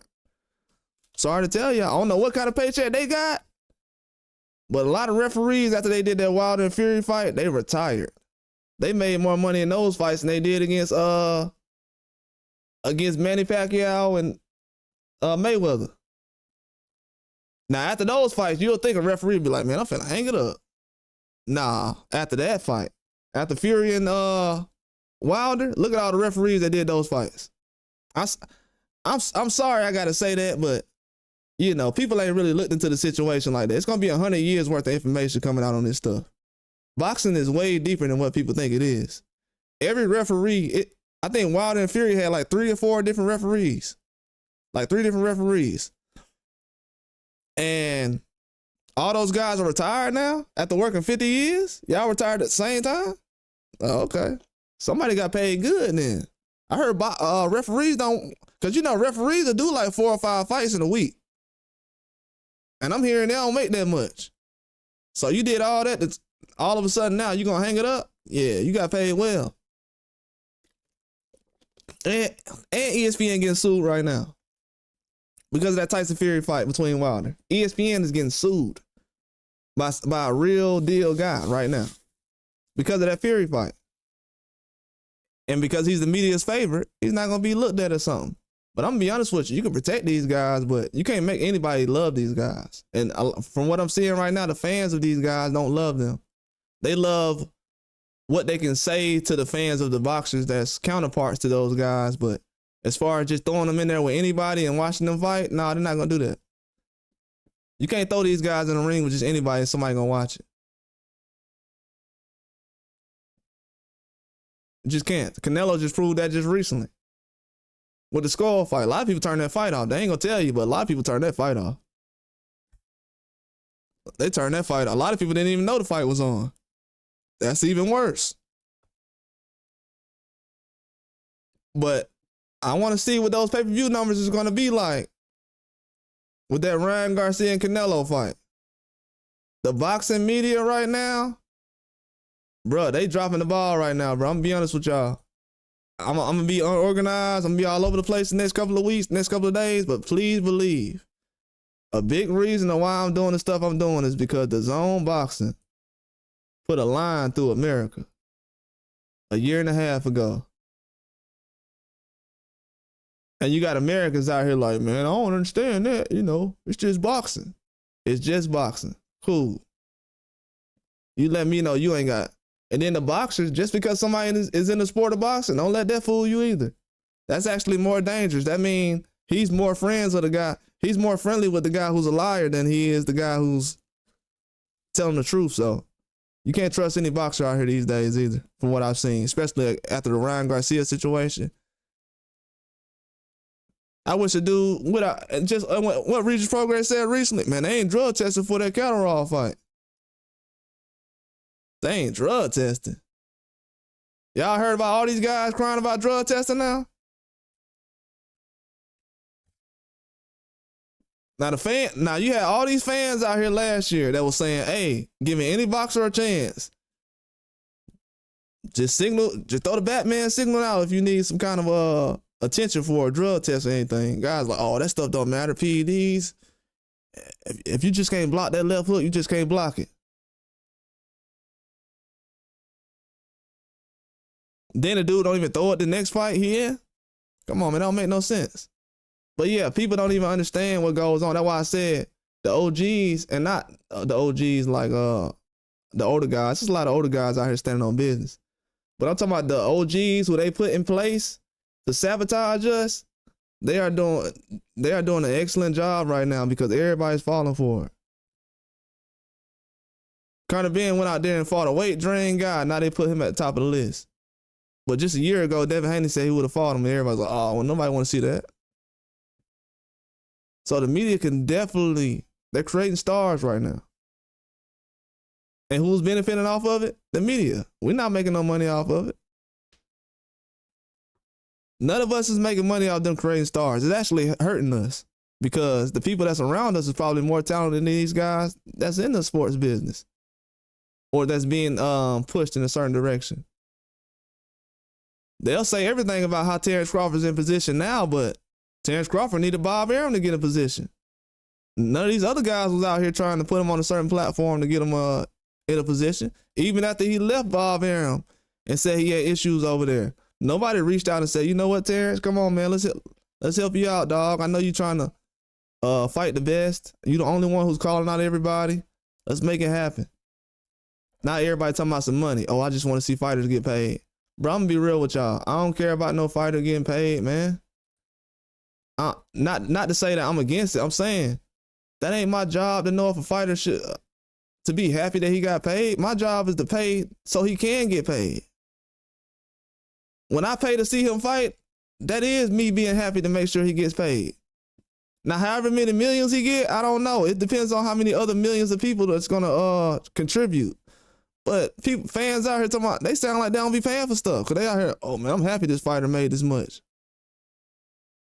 Yeah, you can be happy when you pay for the fight. After that, you know, he can reward us with his performance. But all that being happy for somebody, bro, I'm gonna be honest, that's groupie stuff. That's groupie stuff. I don't hear no other sport where dudes is like, man, I'm happy this guy made this amount of money for what? If he ain't putting nothing out there, it ain't not one fight he gave you, but you happy he got paid. These dudes ain't asked Canelo to fight nobody, but they happy that Canelo got $80 million to fight William Skull.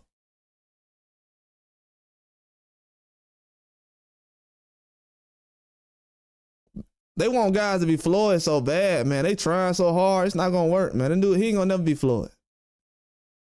He ain't gonna never be Floyd. Canelo already put out his top 5 list that had nothing but black guys on there. Turkey Al-Sheikh just came out recently and said black fighters need to be, basically we need a black heavyweight or something like that for the sport to kind of go in a certain direction and improve or be at the top of the top like it's been in the 70s and 80s. Basically what Turkey Al-Sheikh is saying is these PED guys y'all trying to use, these media favorites, it's over with. That's basically what Turkey Al-Sheikh saying. He's saying all these little media favorites that all these promotional companies is trying to push so they can replace a black heavyweight, get it up out of here, man. It's over with. It's over with.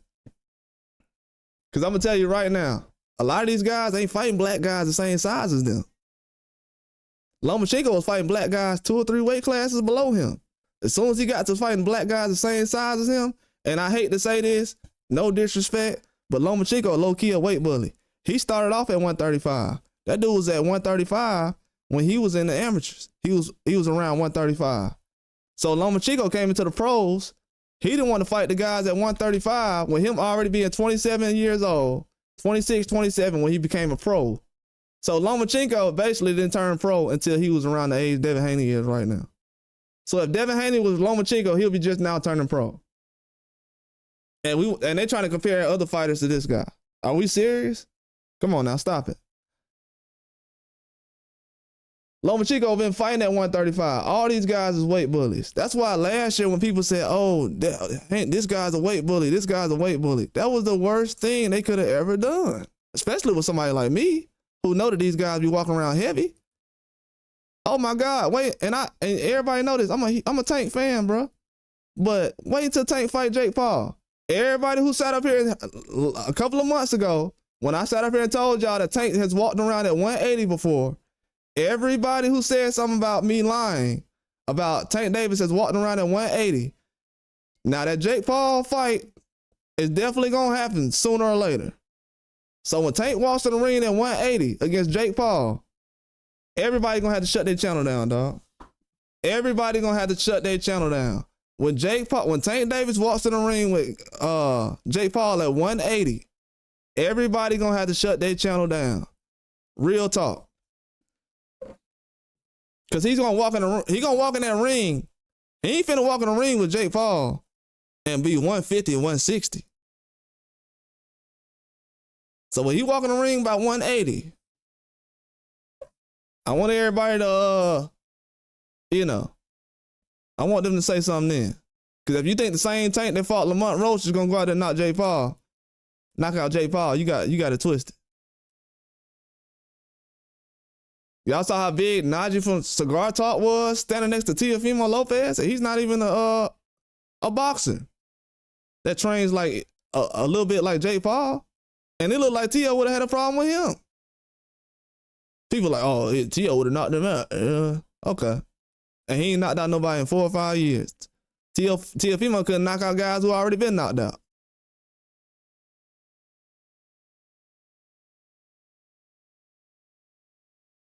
Yeah, man, talking about he at 130. Man, Lomachenko was 135 when he came to the pros. I forgot who it was at 135 that made him turn the other way. I really know who the person that was there, but I can't really put it together right now. But it was somebody that was at 135 when he got there. He was like, nope. I think it was, no, you know who it was? It was actually Terrence Crawford. Oh yeah, let me go ahead and put this out right now. I told y'all I'll be sitting on some information. So Terrence Crawford was already at 35. Lomachenko said, nope. So technically, Lomachenko ducked Terrence Crawford 10 years ago.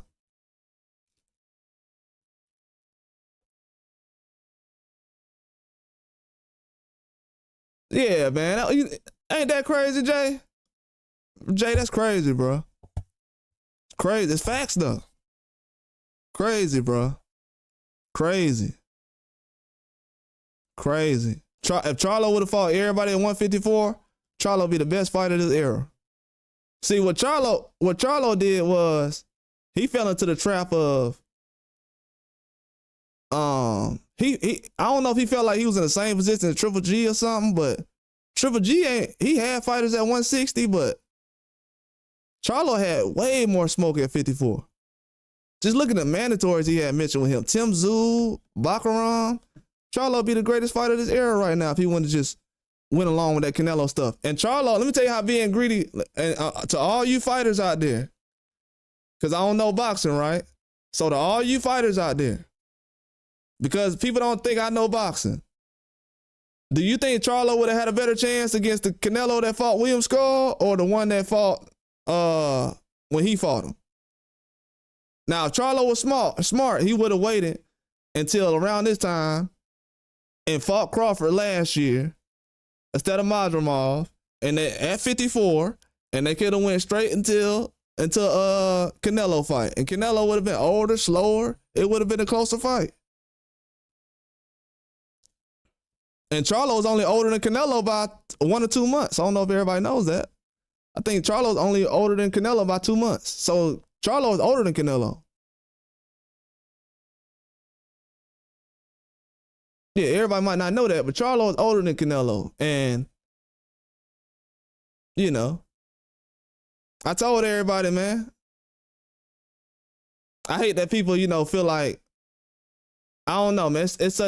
Boxing is such in a bad spot right now that if you say something that's not really going along with the narrative, people gonna think you biased, but they'll find out, bro. You just gotta put that information out of their evidence. Some people gonna go along with it, some people ain't, but you know, it is what it is.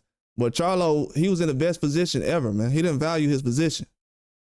A lot of these guys, they feel like they gotta chase somebody else to get a payday. That's disgusting. There's so many fighters right now waiting on the payday for Canelo. Still, Janovic can go fight Erislandy Lara and Carlos Adames right now for undisputed.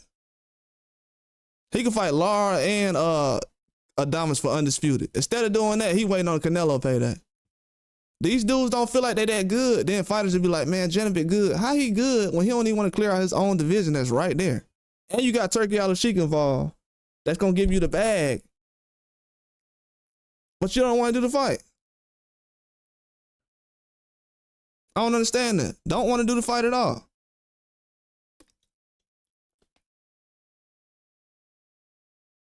So a lot of these guys, man, they want to be in position to be the big guy, but they're not really doing anything with it. Now, that's why I said last year that I was one of many who said this, but I was saying Tank is adding more value to the sport of boxing right now than Canelo or anybody, because most of the people that Tank knows, most of the people that Tank fights, people know. And most of the guys Canelo fights retires. By the time people find out who Canelo fight, they don't fight no more. They found out about Caleb Plant, took him a couple years to get back after he fought Benavidez. Charlo ain't fought since Canelo fight. Billy Joe Saunders basically retired. John Ryder retired right after he fought Munguia, right after he fought Canelo. And a lot of these guys retired after they fight Canelo. You don't even get to see how good these guys are. So by the time they spend all that time building these fighters up, they get in the ring with Canelo, then you never see him again. After the Triple G's last fight, you don't see him again. He got the payday with Canelo. He fought Murata. I don't know if people know this, but you know how people say, oh, Amazon Prime just got into boxing. Amazon Prime's first fight in boxing was when Triple G fought Murata. And that was like 2022, something like that. That was the first fight I know of that Amazon Prime actually did. So Amazon Prime did a deal with them before they actually did a deal over here with any of these other companies. So Murata and that's why I was saying to people recently, people was like, they said, what's his name? Inouye, will he fight a PBC fighter or in America? I mean, he fighting on Amazon Prime. He got top rank with ESPN Plus, and he's fighting Luis Neri. I mean, dudes who's fighting guys who's PBC affiliated already, so I don't understand that. And those are the fighters he said he wanted to fight. Yeah, they've been in there since then, J-Man. They used that Murata and Triple G fight before he fought. I think it was like in May or something that year. I don't know if it's 2022, 23, one of those years. But yeah, Triple G had fought that year, and that was their introduction to Amazon Prime in Japan. That was the introduction. And then after that, he fought Canelo for a last payday and hung it up. And what I'm disappointed about with Triple G is, bro, you ain't really do that. You ain't do much. He ain't do like Canelo did. Canelo was at 47 and went to 75. Triple G was at 60 and was talking about he ain't even want to go to 68. Then we got people comparing him to Marvin Hagler. It's like, bro, what y'all doing out here? Media favorites. Cut it out. This dude, Triple G ain't did nothing for the sport of boxing. That man came to America, sold a couple $100 million. I mean, he made a couple $100 million, and he didn't sell not one pay-per-view on his own. He rode Canelo's coattails. And so the one guy that Canelo did make famous, he's not even from America. So how Canelo coming to America making people famous that's not from America?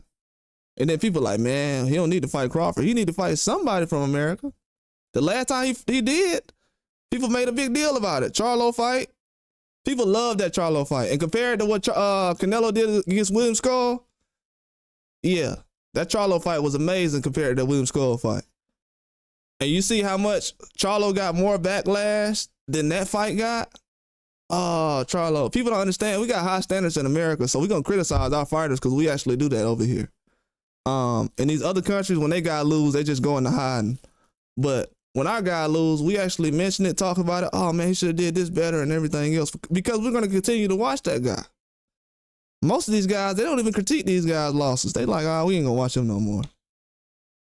You got people talking about Canelo's done now after one fight. Don't want to mention Tank Davis or Roach. The only thing they saying about that is I'm waiting on the rematch. I mean, we can't build that fight up either. So we can't build up Roach and Tank. The rematch. We can't talk about the rematch.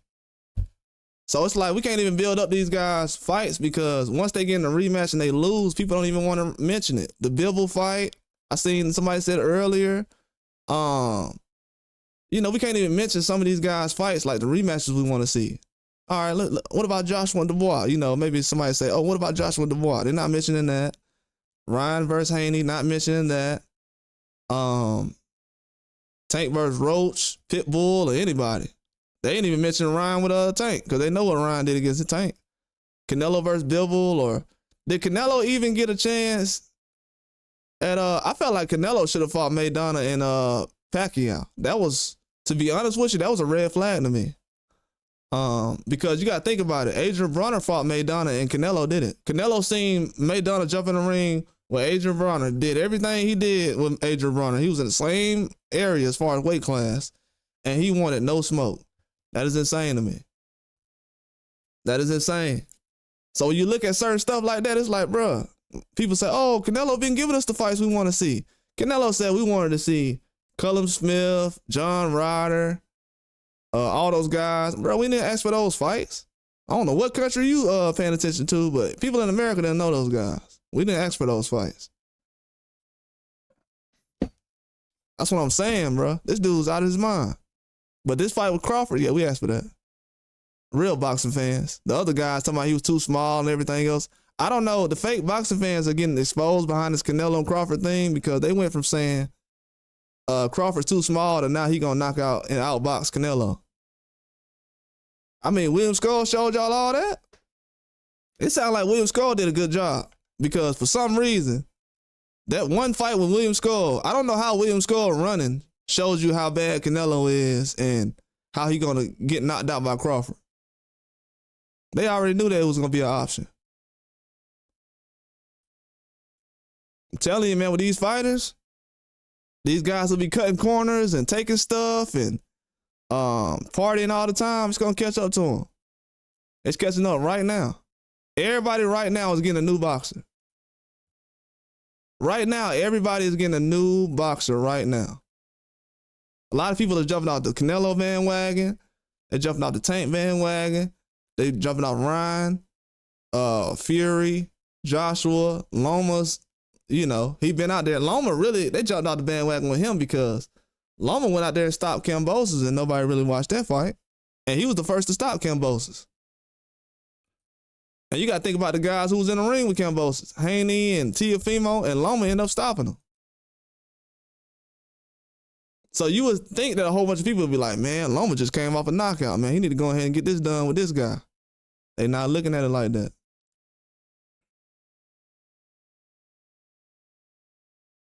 They not looking at it like that at all.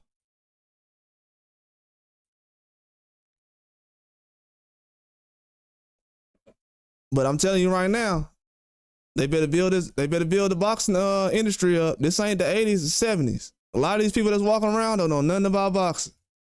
They're trying to get guys that don't know about boxing. So the last couple of guys who actually know how to put fights together and the business, whatever way it should go, the best way it could, they better start making some changes. Because sooner or later, people going to start losing interest. The fact that they don't want to put those Canelo and Ryan Garcia pay-per-view numbers out, it's not a good sign. Whatever promotion they've been doing for Ryan for the past year and a half, it's not going good right now, bro. They put energy into the wrong people. He said, right now, matter of fact, who you like right now that's up and coming?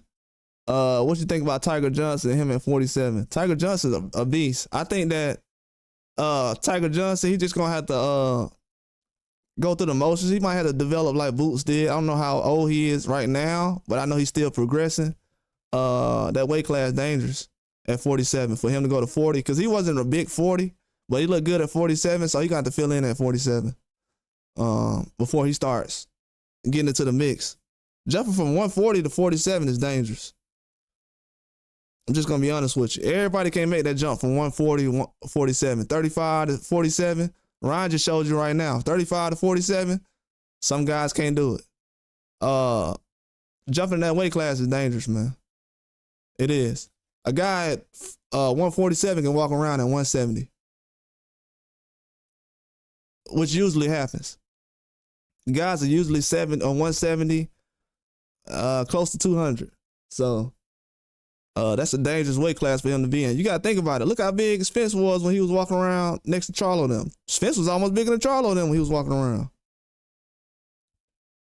So it's dangerous to be at 47. I think he's gonna have to progress, but it's gonna take a while. But he's gonna be good though. I think eventually when he gets started, he's gonna be able to dominate that weight class.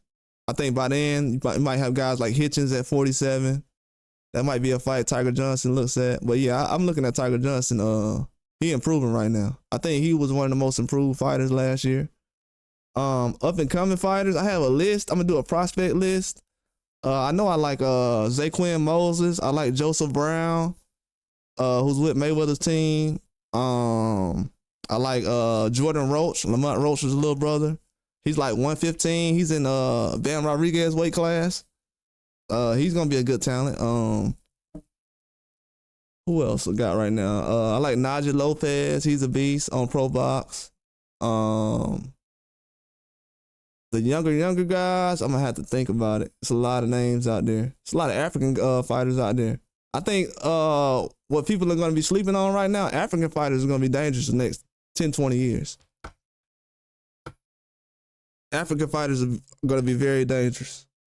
Like once these guys get that jab down pat, they're gonna be very dangerous. You gotta understand, Bacoli and F.A. Jogba was kind of like a technical fight. And these are two Africans. You can't really, well, people don't understand what they overlooked recently in that F.A. and Bacoli fight. Those were two power punches at heavyweight that was being very technical in that fight. And they were looking pretty good too. They looked very good in that fight if you compare them to the other guys that fought that weekend. They were very technical. Good strategies, good game plans, able to manage their stamina well. So most of these guys from Africa, they're getting dangerous because now they're starting to work on their jab. And that power's coming. If you got power like Ngannou and you can throw that jab. So I think any fighters from Africa next 10, 15, 20 years gonna be dangerous. Cause Isaac Dogba was like that. I don't know if y'all remember Dogba. He fought Navarrete. He lost to Navarrete and Nick Ball. If Dogba would have just had a little bit more, a nice jab or something like that. I know he has a nice jab now, but I'm talking about just a little more consistent. He'll be dangerous. So they're on the brink of having a superstar out that way. So it's a couple of guys like that. But as far as the up and coming guys, there's a lot of names out there. I gotta really look back at and go through. But I know it's a couple of female fighters I put out there. I forgot the one girl's name. Man, I know her name. It's like, can't even say it right now. But she fight like Nick Ball though. So they got a lot of styles out here, a lot of good variety of boxing right now, but they gotta start putting it out there, man. Like right now, Jake Paul is actually making more moves. You gotta think about it. That Jake Paul card with Mike Tyson, that undercard was pretty good. With the fights they had on there, it was pretty good compared to what we seen recently. And those were lesser names, not really people that's looked at a lot. And that just showed that you can put a couple of people on that card that you don't know. And Shushu's a good one. I think Shushu, he's older, but you know, he's had some things where he's been in the mix still. So I think Shushu is a good one. But as far as the youngest guys, I don't know how to go through it. My mind be all over the place right now. But Joseph Brown's a good one. Camille Moan. But yeah, Joseph Brown is slept on though. He's like the size of Charlo. He's a young guy, but he's like the size of Charlo though. And he can box well. What's another one? The guy out of DC, Scooter Davis. He's a problem. Moses Atama. He's a beast. Yeah, it's a lot of guys out there. They definitely can get it done. It's a lot of names. I'm gonna actually do a video about that. I was supposed to do it like months ago, but I had forgot about it. Then a lot of the names and people that I was gonna discuss, I kind of had forgot about, and it's all over the place. But I'm gonna have a video I'm gonna do. It's gonna be talking about prospects. I'm gonna get it out the way. Every time I try to do it, it's already something else. I'm telling you, it's so much information I put behind, so I can kind of get to something that's more important. Like I was telling people earlier about this picture. I don't know if everybody's coming up in here, but I seen this picture about 1.5 years ago. I seen this picture about 1.5 years ago, and I was like, I don't know what this means, but it made me very mad. And I don't know if John, you was in here earlier, but I was on the Zone Boxing last year, and I seen this picture right here that was on the YouTube site, on their post page. And I was like, what does this mean? This was right after Wilder fought Parker. I was like, what does this mean? And it had Team America, then it has a line through America, and it has Team Sims. Yeah, okay, John. I was talking about this earlier before you got on here. I told everybody this is what I was sitting on for like 1.5 years. And it feels like what we was talking about earlier, as far as what you said in the comment section earlier, John, the payola and everything, has a lot to do with stuff like this, man. It's a lot of stuff going on where they're trying to build countries off of the back of Americans and what they've done in boxing. I heard recently where Scott Nicholson's trainer was on a behind the scenes video talking about Americans, how they are. We had Liam Paro, right? Liam Paro had came out. He was talking about, oh, you know how Americans are and everything else. But y'all coming over here losing though. Then we going over there, y'all still losing.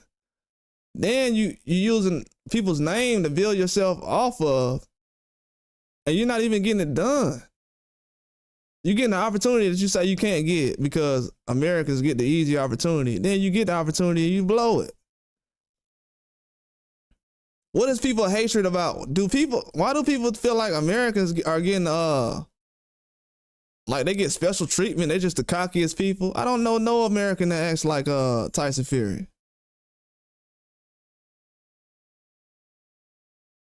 Are we serious?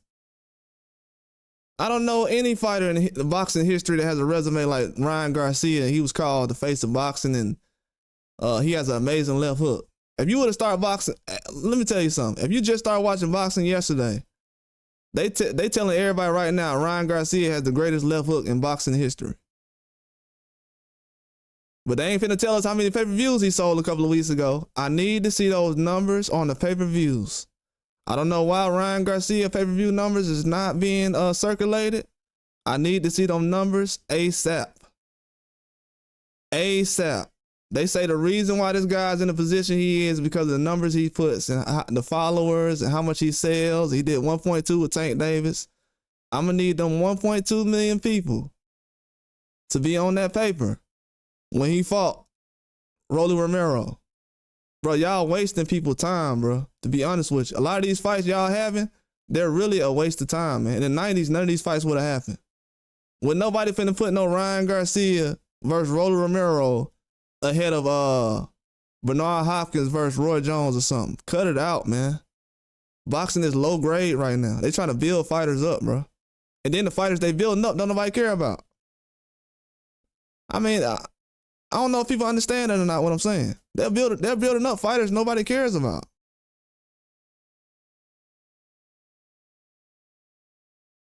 So right now in boxing, if they don't hate you, they don't really love you.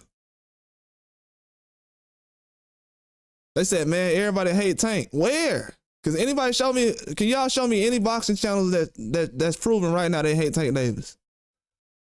Is anybody right now lying on Tank Davis and hating on Tank Davis, trolling him and saying that he's trying to get the Roach highlights taken off the DAZN website or YouTube channel? Is there any rumors like that going around? Did Ryan Garcia say that he wore a heavy suit? Is anything like that going on right? I know the excuse he said recently about why he lost. It wasn't no heavy suit. It was worse than that. Worse than that. Ryan Garcia is a bigger star than Deontay Wilder, from what I'm hearing. He had an excuse of why he lost. I don't hear this media pushing that. They're wasting time and money in the sport of boxing. We just spent 10 years promoting fighters that nobody cares about. I don't know why this keeps happening. This is how HBO got shut down. Facts, J-Man. Facts. That's why I say Tank Davis sitting around here bringing up Devin Haney's name all the time. Yeah, man, I cracked him in sparring, dog. I told everybody on here, bro, please don't believe that. Do not believe. I seen the sparring video. This is before the sparring video came out. I said, do not believe what he is saying. I've seen the sparring video. This man ain't cracked nobody. Please don't believe that. Please don't believe that. Please. Dudes ain't got power like that. I'm being straight up with you. And the video came out, not nobody want to talk about it. Why every time Tank Davis fight, don't nobody want to talk about it? The man fought Devin Haney on the sparring video, don't nobody want to talk about it. He fought Lamont Roach in a rematch, don't nobody want to talk about it. Yeah, he was. Vargas? Yeah, I like Vargas too. Yeah, John, you're right. I like Vargas too. Yeah, Vargas is a beast. Yeah, I like Vargas too. I heard a guy say today, man, in the UK, he says, and this is a guy from the UK who covers UK boxing, who's he's very deep about his stuff. But he said today that he feels like the UK and other places as well is trying to Lomachenko everybody. They trying to put all these fighters in a position like Lomachenko where they can be ready at 27, 28, and these guys ain't ready. They're trying to speed these guys up. Oh, 1 or 2 fights, let's make them a champion. It's too much of that going on because these guys ain't responsible enough to carry the torch the way they should. They take one loss, now everybody got to do tune-ups and everything else. And then they're not even treating people the same. And people feel like, oh, because they care about what Wilder does and how they say he can't box and everything else, and then they ignore me and they just let me, they only celebrate when I win or everything else. They don't care about who's training me. They don't care about, bro, y'all got to realize this. Your favorite boxer, nobody's talking about. They talk about Wilder more than your favorite boxer. They don't care if your favorite boxer's training. They don't care who he's dealing with, who he's talking about in negotiations, nothing. What fights he's turned down. They don't care. They built boxing off of this. They built boxing strictly off of this. And I know somebody got mad. I just said Wilder's name. I mean, I'm trying to get y'all to talk about Joshua and Fury. I mean, shoot, I'd rather hear y'all talk about Joshua and Fury. We've been talking about Joshua and Fury for 10 years. Now they lose to Usyk, all of a sudden we can't talk about them no more. I don't like front runners, man. Front running in boxing. These promoters are front running. They won't even mention these fighters that they lose. They said after Wilder had a year off and he fought Joseph Parker and went 12 rounds, they said, oh, he ducking Zane. All the fans said Wilder was ducking Zane, but Tyson Fury or Joshua ain't got Zane on their resume. They don't even got nobody close to Zane's size on their resume. I think the biggest guy that both of them dudes fought was like, what's his name? Ngannou. I think Ngannou was like the biggest person that Tyson Fury's ever fought. And he's smaller than Tyson Fury. I think Ngannou might be smaller than Joshua to an extent. That's the biggest guy that Tyson Fury has ever fought. And I'm sitting here telling these people, bruh, you got to lay up, bro. You had Wilder fight you and you still had all this other controversial stuff going on. The first fight didn't look like the rest of them. Bro, I'm going to tell y'all something else too. These fans are stupid. The second fight with the second Wilder fight and Fury fight and the third Wilder fight and Fury fight looks like Haney versus Garcia. The first fight with Wilder and Fury looks like Rolly versus Ryan Garcia. Now, I ain't gonna sit around here and I could lead a horse to the water, but I can't make you drink it. So with all this evidence you got right now, if you still walking around, man, I just don't know then. Okay, you just don't know then. I don't know what you watching boxing for. I don't know what you watching boxing for. If you want to see some dudes with no shirts on and shorts, they got a lot of places for you to go, but I don't know why you watching boxing. If that's the reason, you in the wrong place. And it seems like a lot of dudes, that's the reason. Yeah, all that weight bullying, man, that be going on. You know, bro, you know how many times I be sitting on my hands? Last year, these dudes, most of these guys that fought in one weight class their whole life, now they talking about, hey, they need to go up and fight Boots. These guys been in the same weight class their whole career. Regis Prograis, been at 140 your whole career. Then you get a big payday with Devin Haney. Devin Haney tried to give a black guy a payday. Devin Haney gives a black guy a payday, like everybody was bragging about how Roach, Tank giving black guys paydays. Well, Devin Haney was giving he gave a black guy a payday. A black guy that Tank ain't give a payday to. He gave a black guy a payday. The same black guy who Josh Taylor got credit for being undisputed. But then Devin Haney ain't get credit for beating Regis Prograis. But when Josh Taylor beat Regis Prograis, he pound for pound. And then Devin Haney get this black guy a payday. Then the black guy comes out and he says all kind of stuff about how he's this and that and he ain't good and he a weight bully, tears his whole reputation down. So I'm gonna give y'all an example. That's how Devin Haney fighting Regis Prograis and giving him the biggest payday of his career is why a lot of guys just don't do it. You see how you can sit up here and give somebody, your fellow brother, a payday and he'll slander you in the street for other people, for their entertainment when you wasn't nobody to begin with before we even fought? You can give somebody their biggest payday ever and they'll still go out here and slander you. And if anybody got carried in the fight, it was and guess what? Regis Prograis went out there and fought like Ryan Garcia did against Rolly. But guess who got more criticism? What these dudes is idiots, man. They sitting up here taking it up for somebody who can get more credit than they do. Ryan Garcia got more credit for losing than Regis Prograis did. They was cooking Regis Prograis. Man, you ain't good. You need to go ahead and retire. Regis Prograis talking about doing bare knuckle boxing and stuff.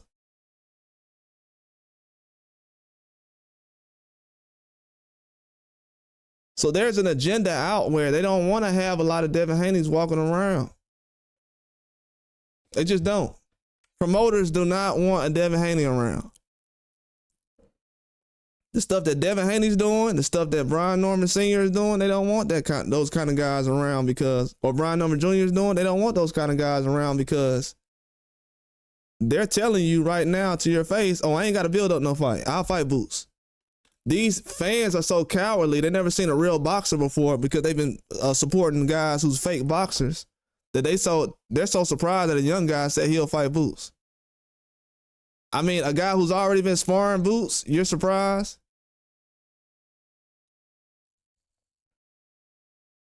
Oh, yeah. Regis Prograis trainer. Good. Hey, and guess what, too, J-Man? He was the reason why Regis Prograis had got a lot of publicity around that time. His trainer. I forgot what his name was. Evers or something with an E. And he was the reason why Regis Prograis had a lot of promotion around that fight. That man did a good job promoting that fight for Regis Prograis. Everybody knew that. He did a good job promoting that fight. And that was a strength and conditioning coach. And he did better than Regis Prograis' promoters. And then don't want to pay the man.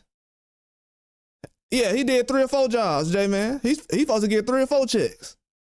Even Eddie Hearn was saying, hey, he doing a good job selling the fight.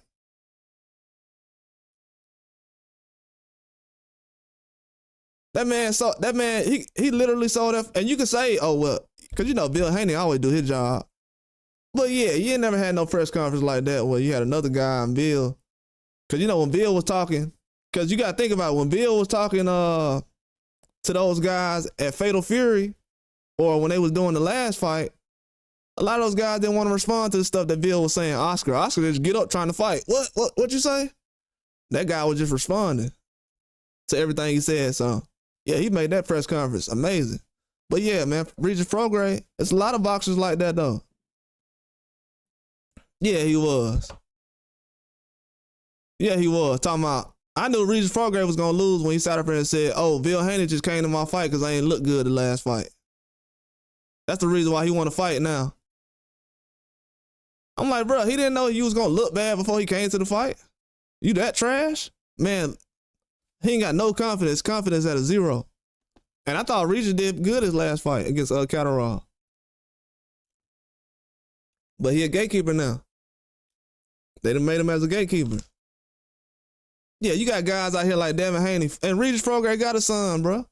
So that the things that Devin Haney doing right now, if Regis Prograis said, hey, man, I want my son to be a boxer. The stuff that Devin Haney and Bill Haney's doing is going to benefit your son. But that's why I said, bro, some of these dudes, they ain't had no dad around so much, bro. It destroys our community, bro. This man has his own son that he wants to do the same thing that Bill Haney is doing with Devin Haney. And these dudes are so psychologically messed up that they don't even want to support a father-son relationship like the one they want with their own son. So what if everybody start coming out saying, oh, Regis Prograis got a son? Man, he trash. He trash, bro. I don't like his dad, so he trash. Now, if I come out here and say to y'all, hey, man, Regis Prograis, he got a son that box. He trash, man. I don't like Regis Prograis, so I don't like his son. That's what they doing out here. That's what they pushing in the boxing community. They trying to make us. Bro, wasn't nobody thinking about none of that when Mike Tyson was finna fight somebody? Or when Holyfield or Roy Jones. Roy Jones had his dad around. Wasn't nobody thinking about all that stuff. It's always been a boxing dad around. Floyd dad was around. But I think the media spent too much attention trying to figure out what Floyd and his dad had going on. And then when Floyd get an argument with his dad in the gym, I don't know why he was arguing with his dad in public like that. That was a bad look already. I thought that was one of the most disgusting things I ever seen. Then the company puts the video out. So like, oh, you ain't nothing but a cab driver. So that energy right there just shows you like, bro, dad can be around or not be around. It don't mean they gonna appreciate the dude. You ain't finna see no videos of Haney calling his dad a cab driver on video. Shoot, Haney respect it seems like he showed more respect than what Floyd shows. Cause Floyd goes out here start trolling guys after they lose. But I noticed that Floyd, when Rolly Romero got knocked out by Eastside Cruz, he put out a long post talking about, oh man, Rolly, you gonna be able to bounce back and everything else. I said, oh, okay. And this is a couple of weeks before he started trolling David Haney. So Rolly goes out there, he gets beat up by the old guy. Then he goes out there and gets beat up by Eastside Cruz. Floyd Mayweather takes his time to write down a whole post on Instagram. Oh yeah, Rolly, you gonna bounce back, and people just hating on you right now, and they ain't never had to work hard like you did and everything else. And then what Devin Haney jumps in there, oh, see, Bill, you need me. He didn't tell Rolly Romero he need him. He didn't tell Ryan Garcia he needs him. He didn't say Tank Davis he needs him. So when everybody say, man, yeah, Floyd and Tank going through it right now, they got some problems. It looks a little put together, I ain't gonna lie. It don't look like real beef. If you got real beef, I feel like if Floyd got real beef, he would have went on live like he did with Devin Haney. I don't even think Floyd even mentioned anything. And guess what? Has the media even asked Floyd about the Tank fight? Let me show you how protection look. Has the media asked Floyd Mayweather about the Tank Davis fight? Do y'all think it's weird that the media is more concerned about whether Tank Davis, not Tank Davis. Is it weird that the media wanted to hear Floyd respond to the Devin Haney Ryan Garcia fight, but they don't want to hear him respond to Tank versus Roach? It's confusing. Very confused. Very confused on that one. So you telling me y'all would rather hear Floyd talk about Haney than talk about Tank all day? How was he the face of boxing? I'm trying to figure. It's the same question I had last year. I still ain't heard Floyd say nothing about Tank. What's going on?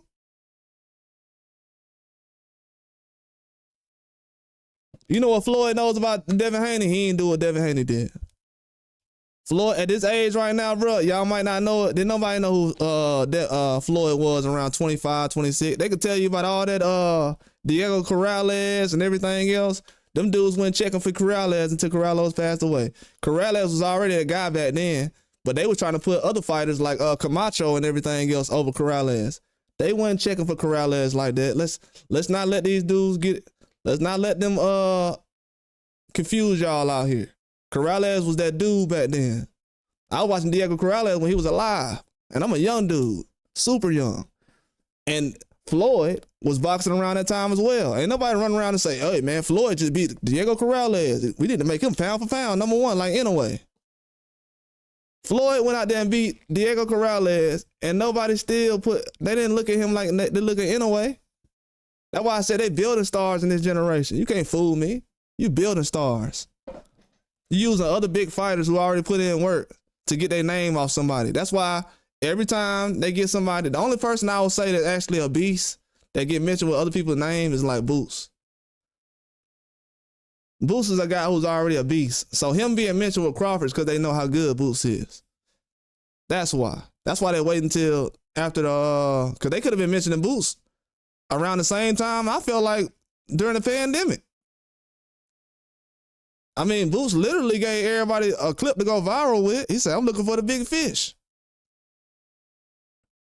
They like, nah, man, instead of Boots and Spence, what Ryan got going on? Instead of Boots and Spence, let's go ahead and make Ryan versus Tank. That's the biggest fight to make. And I did not want to see that fight. I didn't watch the fight, to be honest with you. I didn't watch the fight live. I already knew what time it was. I knew Ryan wasn't that good. I knew he had a whole bunch of followers.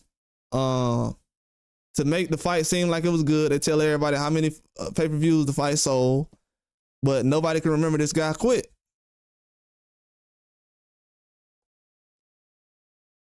$1.2 million people seeing you fight, but then nobody see you quit? That's crazy. So yeah, the boxing industry is definitely they better get their stuff together, bro. I'm telling you right now. All that building up fighter stuff, Turkey Al-Sheikh ain't with that.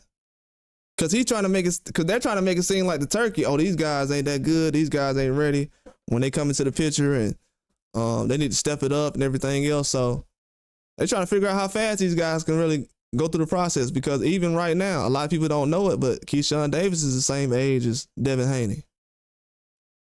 Keyshawn Davis is the same age as Devin Haney right now. So a lot of people say, well, you know, I think Keyshawn is on the level of Devin Haney. Keyshawn's name should be mentioned with Boots Ennis right now if he's on the same level as Devin Haney. He's the same age as Devin Haney right now. And people will say, oh, well, he only at 135. He said he can fight Devin Haney. He's mentioned Devin Haney's name. He needs to be mentioning other guys that's name is involved with Devin Haney, like Brian Norman Jr., all those other guys. He's not, bro, I don't know if everybody know it. Like I said, Keyshawn the same age as him. And I like Keyshawn Davis. I've been hyping him up. Even when people was talking about the drug test, all that crap, I don't know what that was about. But dude is the same age as Devin, though. We got to keep it a buck. He's the same age as Devin Haney. Abdullah Mason is a young dude. Abdullah Mason and Keyshawn ain't the same size. I mean, same age. Yeah, and you know what, Jay, man? I said I was gonna react to that hit list, but I said, you know what? And I got it up here, I think. I was gonna react to the hit list, but I said, you know what?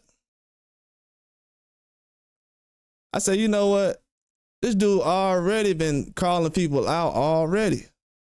This is old news. Devin been calling these guys out, man.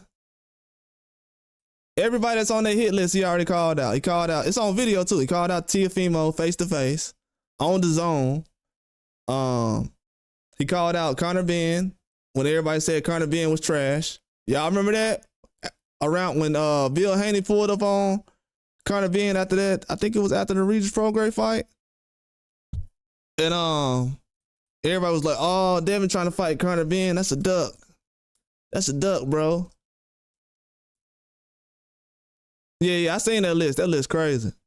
But everybody on that list, he already done called out. He done already been mentioned with Boots, T.O., Rolly. He called out Rolly and Teofimo before 2020, before he fought Kambosos and all that. Matter of fact, he fought Kambosos because he couldn't get the T.O. And because T.O. lost, and T.O. wasn't going to fight him. And T.O. said that already, he wasn't going to fight him, so it is what it is, man. That's why I say a lot of these people, bro, I'm just telling you, if you have a fighter right now that's not really fighting a lot of black fighters, I wouldn't get too enthusiastic about the guy. Just gonna be honest with you. Because a lot of people seem like these American fighters is trash, but just jump in the ring with them, no. That's all you gotta do. They can't fool me, though. Because even people right now, they'll be like, oh, Kambosos is trash. Look who Kambosos lost to. He lost to Loma. He lost to Maxie. Maxie Hughes should have been a loss. He lost to Devin Haney. But it ain't really no big deal as far as putting these fights together with certain guys. You see Kambosos still fighting hitches. He don't need no. And to be honest with you, Teofimo needs to step it up, because why is Kambosos still having tougher fights than you, brother? And people try to ask me why Kambosos is one of my favorite fighters.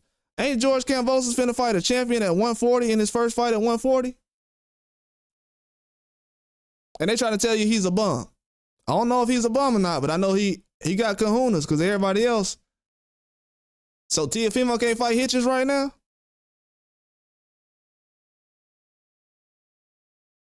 What's up with that? I ain't heard Teofimo say hitches was ducking. Last time I checked, hitches was at the press conference calling him out.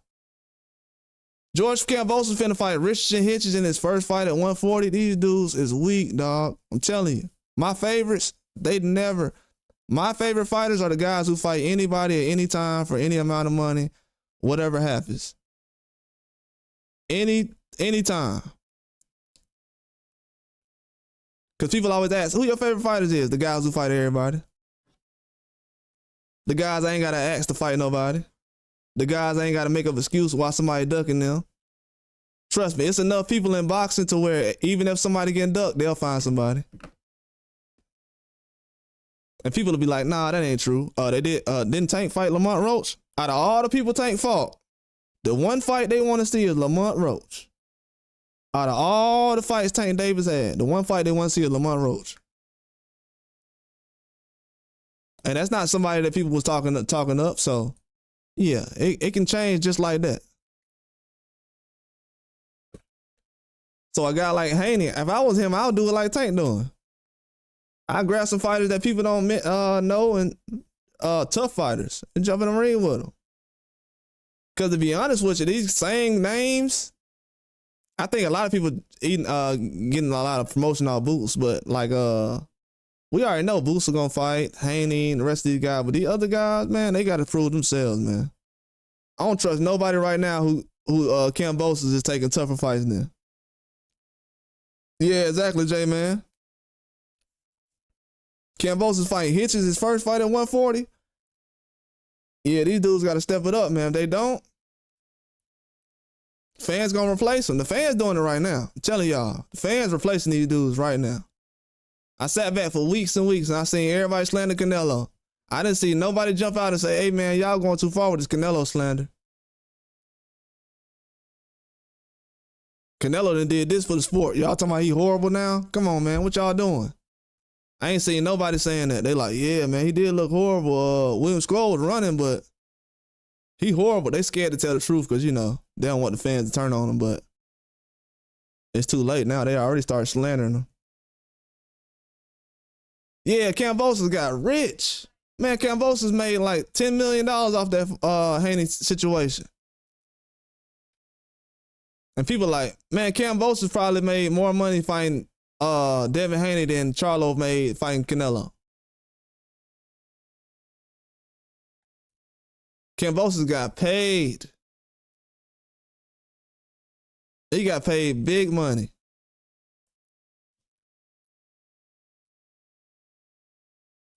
He got paid big money.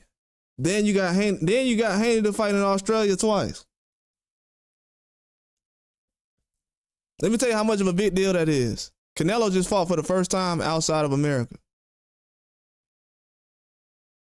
He ain't been doing nothing but fighting in Mexico and America his whole life. He just fought for the first time outside of America. It's not an international star. They're not even using him to sell tickets in other countries. Yeah, exactly. And did it twice too, J-Man. And it was like raining or something. It was like cold weather or something. I forgot what it was. Like the wintertime over there or something like that. During the summer. But yeah, man, this dude sat up here and did all that. They don't put certain fights. That's why they had Buster Douglas versus Mike Tyson in Japan. They don't, hey, let these people fool you if they want. They don't, a lot of these fighters, they don't be knowing. I've seen a couple of guys go overseas to get a warm welcome, like probably younger guys like Spence, Tank, Haney. But these other guys, they don't know these people. Back to back, too. Marvel Stadium, no arena. Exactly, J-Man. That stadium was huge, that first fight. And I heard a lot of people saying, man, I'm going to watch that fight. And I was like, who they talking about? Because I didn't know how many people knew about Haney around that time when he was fighting Kambosos. I heard random dudes like, yeah, I'm going to watch the fight tonight. And it ended up being that fight. But when you really look at boxing, man, you're supposed to have fighters that introduce new talent to the sport. You know, every time somebody gets in the ring with a guy, like Floyd, I'm going to give Floyd for example. Every time Floyd had somebody jump in the ring with him, the guy became famous. Maidana is famous because of the, I wouldn't say more so the Bronner situation, because a lot of people seen that Bronner fight, but not as many as people think it was. It was just people that wanted to see Bronner get knocked out. A lot of people went checking for Bronner versus Maidana like it was Roy Jones versus Bernard Hopkins or something. But when Maidana fought Floyd, he automatically became famous. You got to realize that was the first time they asked Floyd to do a rematch. And he did it. So this guy got to fight Floyd twice. Everybody knew who he was. I can make a case right now that Maidana is probably more famous than any guy, any person that these guys fought on these lists. From Triple, he might be more famous than Triple G. I know people might be like, bro, you reaching. Bro, Maidana fought Floyd Mayweather twice in his prime. Millions of people saw that fight. He fought him in his prime, buddy. You got to realize that. Conor McGregor, so he had more people watch his fight than Canelo versus Floyd. So think about it. It's a lot of eyes on Maidana. He fought Floyd twice, so he probably didn't get the same people the second time. And fans barely know who John Ryder is, or Bivol, or all these other guys. They building them up now, but man, nobody knew who those guys was. Then when they fought him, it was like, okay, didn't nobody know who Bivol was for real. They had to start learning who he was, then start checking his fights out. But Bivol had already been on the zone when Tevin Farmer and all those guys was on there. They wasn't watching the zone though. They wasn't watching the zone. The people who was watching the zone when Tevin Farmer was on there, and when they had Danny Jacobs and Boo Boo Andre, you would have seen Jaime Munguia and Dimitri Bivol. You would have known how good Dimitri Bivol was.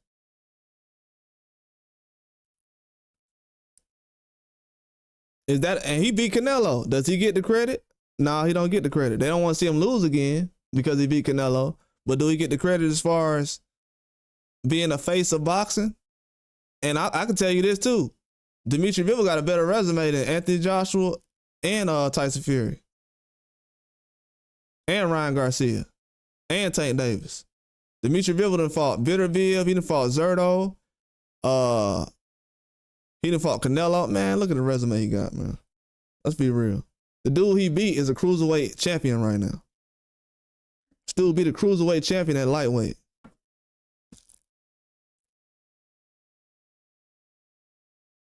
So a lot of these names you see as far as these fighters, yeah, it's strictly hype. It's strictly hype. It's strictly hype. And there ain't no hate behind me. It's a waste of time, bro. Y'all building fighters. Y'all building up fighters nobody want to talk about. You're only catering to this fan bases that these people want to, but you're not catering to the whole sport of boxing. You're catering to a country, to a fan base. Boxing is limited in itself.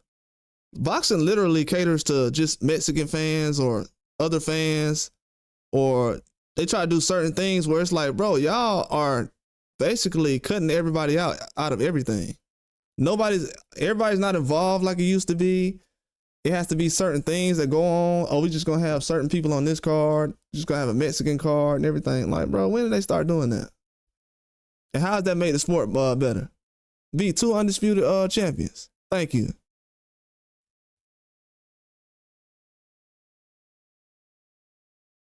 And this man is, and they want to see him fight a Bitterbill for a third time. You can't get no trilogies out of most of these guys. And then the trilogies you do get, not good. They wanted Canelo to have a trilogy with Triple G. That wasn't. Man, that was a waste of time in my eyes, bro. Yeah, exactly. Trying to cut out the ones that truly push the sport. They are haters. They are haters. They trying to turn boxing into the Olympics, and it is not working. The Olympics ain't even don't even like boxing. Then you got dudes running around fighting girls in the Olympics. Man, ain't nobody trying to take boxing serious. Boxing was a joke last year. I don't know if everybody know it or not. I know everybody trying to be super serious and professional about boxing, but when you tell everybody in the world that it's okay for dudes to punch girls in the face, boxing definitely gonna become a joke. And they did it on purpose. They did it on purpose. Please believe they did it on purpose. They're not doing that in no other sport. I don't see them doing it in MMA. Yeah, they did that on purpose. Then they told everybody that PEDs don't matter. So maybe they did all that just to sabotage boxing before they handed out Turkey out of sheet. Nobody thought about that though. So right before Turkey out of sheet gets boxing, now you're gonna start devaluing the sport of boxing. How does that work? Oh, PEDs don't matter. We can have dudes punch girls in the face. Yeah, all that stuff don't matter. We just worried about pay-per-view sales, how popular this guy is. Oh, his resume is trash. Man, ain't nobody resume good like that. If you just saw Tank Davis go 12 rounds with Lamont Roach, and you feel like that's the fight you need to see in a rematch, out of all the fights in boxing, that's must-see TV right now. I don't want to hear about nobody resume. What? You wouldn't even say it before that fight. You wouldn't have said, oh, Tank Davis, the best fight I want to see is him and Roach again. You wouldn't have said that because you said that he was gonna knock out Roach. So the fights y'all asking for is not even the fights you want to see once the fight start happening. They want to see Ryan versus Devin Haney so bad they won't even talk about the fight. I'm telling you, these dudes are professional promoters. They are very smart at the boxing game, but they use their talent for evil. They know that Ryan Garcia is not going to want to fight Devin Haney right now. They know the rematch is not going to happen. And they are fine with all of that. They were just okay with the trolling last year. The sport of boxing has asked for this fight for a whole year straight. And now everybody at the same time has now stopped talking about the fight at the same time. That's what boxing is putting their energy into. Avoiding a conversation that they made everybody talk about. They forced everybody to talk about Devin versus Ryan to the point where they start putting out fake information about guys taking down highlights off the Zone's web, YouTube page and everything else. Now they don't even want to talk about the fight no more. But then they'll say, oh, the sport of boxing, you know, it needs to be taken care of and taken seriously, man. We out here trying to build a sport and they're just trying to wear it down and put together certain fights. They got guys as weight bullies and guys are not fighting their real weight class. We just had Boychuk weigh in at 160 at a 154 fight last week. Anybody said something about that? And he got dropped. Boychuk weighed in at 160 in a 154 fight, and he was the main event. And it's not even his country. So we got a dude that's not even from America that made everybody in America go out to watch this fight and pull up, spend their money and everything, waste their time, and he ain't even come in close to weight. This dude came in 160 at 154.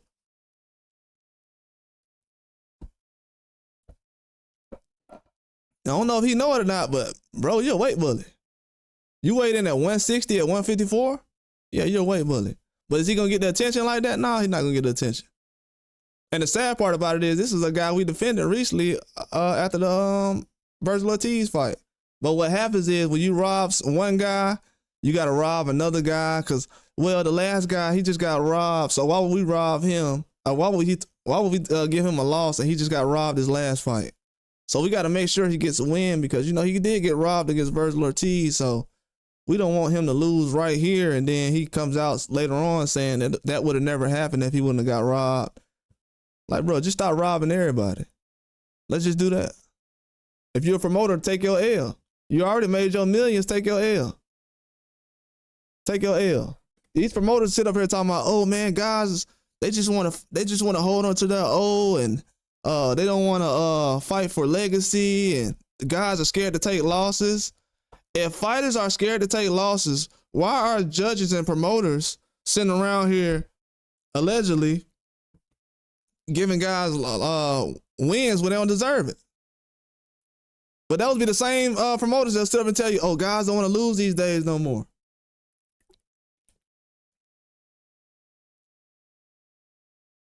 Do y'all believe that? Guys don't want to lose these days no more, but as soon as the fight gets close, oh, it's a draw. I ain't never seen so many people agree on the draw in my life. You don't hear nobody walking around talking about some Tank Davis beat Lamont Roach. He beat the brakes off Lamont Roach. I don't know why he lost, why he had a draw in that fight. Now you heard everybody and their mama said Lomachenko won against Devin. But I heard everybody agree on, let me tell y'all, bro, the media is powerful. Everybody agreed on one thing. That was a draw between Lamont Roach. Don't nobody know how to score no fight. They couldn't score Bitterville versus Bivol. They couldn't score Majamal versus Terrence Crawford. They couldn't score Usyk versus Fury the first fight. They couldn't score Fury versus Wilder the first fight where they had a draw. But when it comes to Lamont Roach versus Tank, yeah, that's a draw. The whole world agrees. They use their powers for evil, man. They use their powers for evil. This sport right here, This sport promotes and it empowers evil people to do evil things. This is a sport where people can lose their life, and this is the one sport where everybody want to play around. That's why I say you got boxers in the sport that play like that, like Rolly recently. Oh man, I can name names, man. This guy's on that stuff. Cause Puello, Alberto Puello, he was positive for drugs before he fought Rolly. He was supposed to fight Rolly, but he tested positive for PEDs. Rolly started crying. Oh man, they tried to. Oh, people die in this sport, man. This ain't basketball. Now he in a couple of main events. After that, now he like, oh well, it ain't that bad. Dude's a sucker, man. Straight up sucker. If y'all gonna be doing that, man, y'all need to be giving more of these guys in the community opportunities at fighting too. I know some guys that have better hands than most of these guys. If we're just giving guys off the street opportunities because they can keep a secret, we need to go ahead and give other people's opportunities as well. Because to be honest with you, I'm very impressed by the way Devin Haney handles his situation right now. Because we got guys that lost, that barely lost, or they had draws and they're not even talking no more. Have anybody seen Tank Davis recently? Has anybody seen Ryan Garcia? Has anybody seen Tyson Fury? Has anybody seen Joshua? Has anybody seen Lomachenko? Man, has anybody even seen Canelo in the last couple of weeks, 2 weeks? No, you haven't. You're proving it right now. You're proving it right now. You're proving it right now. And I'm just being real, bro. In every sport right now, they're trying to do the things like that, you know, include certain people from certain countries. No disrespect to what's the guy's name? The baseball player, Shohei Ohtani, whatever his name is. He's a beast. He's a beast. Dude's a problem. But, you know, did Barry Bonds get treated like that? Barry Bonds got like 10 MVPs or something stupid like that. Barry Bonds had like 7 MVPs. I don't know if anybody knows it. But does he get treatment like that in his career? No, he doesn't. And that was a guy who was nothing but excitement every day. But they don't value that in the sport, though. Right now, they're trying to bring in one of their cousins, or they want to change the way boxing was. A lot of these people don't like how boxing was in the 80s, 90s, and 70s. Most of the guys who's walking around right now, they're familiar with the 70s, 80s, and 90s boxing. The guys who are involved with boxing right now. They don't want boxing to be like the 2000s. They don't want it to be like the 90s. They don't want it to be like the 80s. The way Turkey Al Sheikh's doing things is more so like that, but they don't want boxing to go back like that. They want to be able to get a guy like Fury and have him fight a whole bunch of undersized guys, get a 200-pound guy who's knocking out everybody, who's overachieving, underrated and overachieving at 200 pounds, the best 200-pound heavyweight probably ever. And for some reason, we giving guys who's, you know, have a reputation of doping and being on drugs, like his homeboys out here. You know, like some of his homeboys out here. Because I don't know if everybody know it or not, but the guy who got caught using drugs recently has the same doctor as Tyson Fury. And he got caught using drugs at a Turkey Al Sheikh event. So I know people say, oh, it's a lot of fighters retiring right now. It's a reason why it's a lot of fighters retiring right now.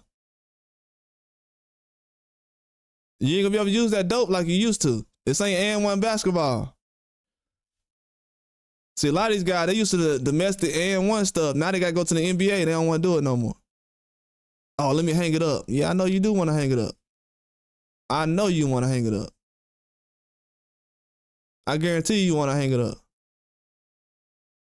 Yeah, Turkey Al Sheikh caught a UK boxer with the same doctor as Tyson Fury, and he failed a drug test. Dude might be out 8 years. His career might be over. It's almost a guarantee that his career gonna be over. And what Tyson Fury did at that last fight? Oh, I'm hanging it up. Then his dad came out recently. Oh, he needs a year to get his body back. This man almost 40 years old. He got to work on his body at 40 years old. Sounds like he been using the sauce. 40 years old. He almost 40 years old. He got to work on his body. He got to tell his old daddy, about 60 something, hey man, he got to work on his body. Tommy Fury, hey, let me show y'all something. Tommy Fury and Tyson Fury got the same daddy, right? Tommy Fury and Tyson Fury got the same daddy. Same daddy. Show you what them drugs do to you. Y'all seen somebody on drugs, right? Y'all ever seen somebody on drugs? Now everybody don't know what drugs is. Now everybody was a PED specialist last year. Y'all ever seen somebody on drugs?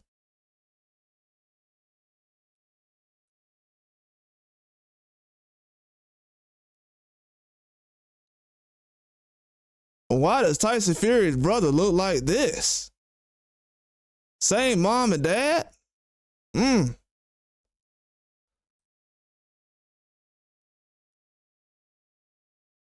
Got a head full of hair?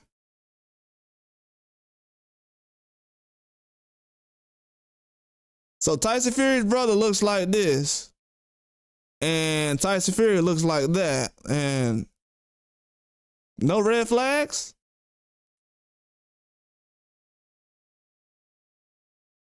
Unless Tyson Fury was made in the lab or something. So how is his brother shaped like? So it looked like his brother be in the gym working on himself and not cutting no corners. It looked like Tyson Fury's brother is the furthest thing from a PED right now. So what gym did Tyson Fury's brother go to that he don't go to?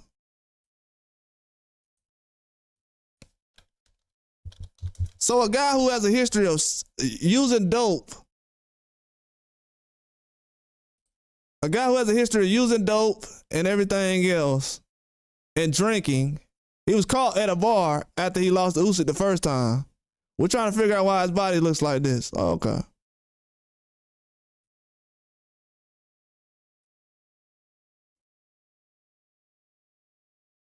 We're trying to figure out why his body looks like this, right?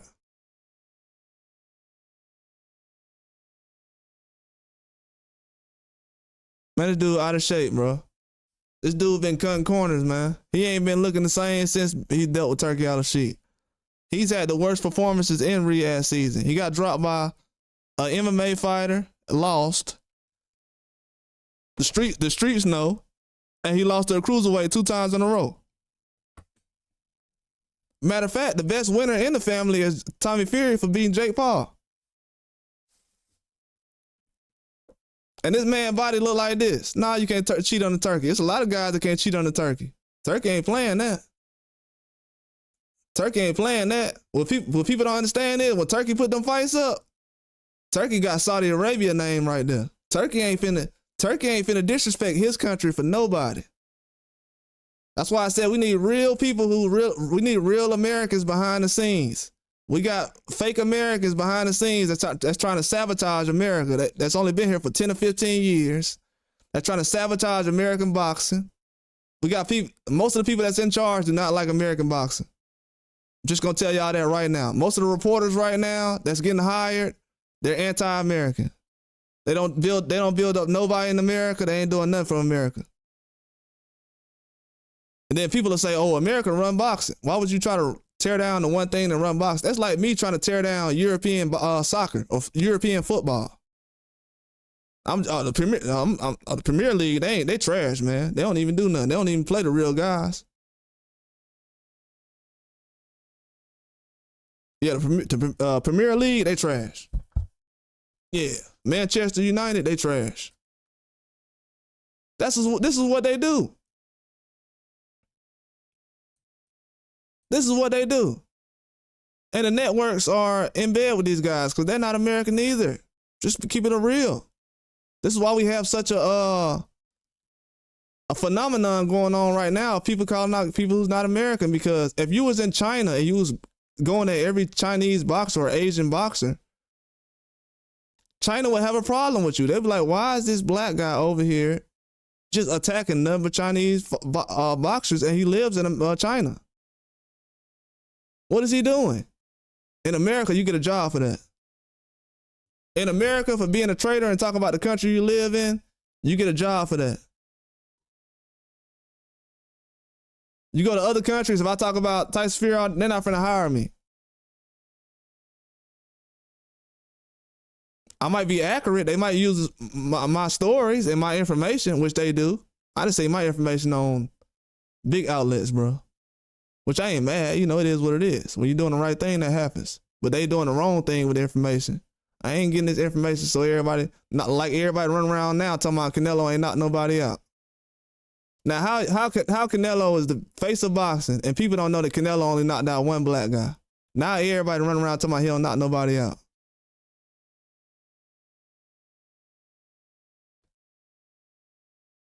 I be working hard, bro, for boxing. Working hard for boxing. But boxing don't work hard for boxing. The boxers don't know what PEDs is.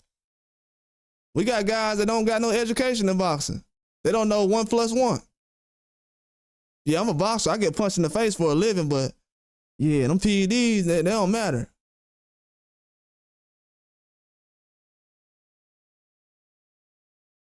Yeah, man, just watch who you support, brother. These guys who was talking like that, they not for the sport. 9 times out of 10, they won't have any boxers come from their promotional teams. A lot of these boxers don't have boxers come out of their camps or under their guidance because they don't really know how to lead.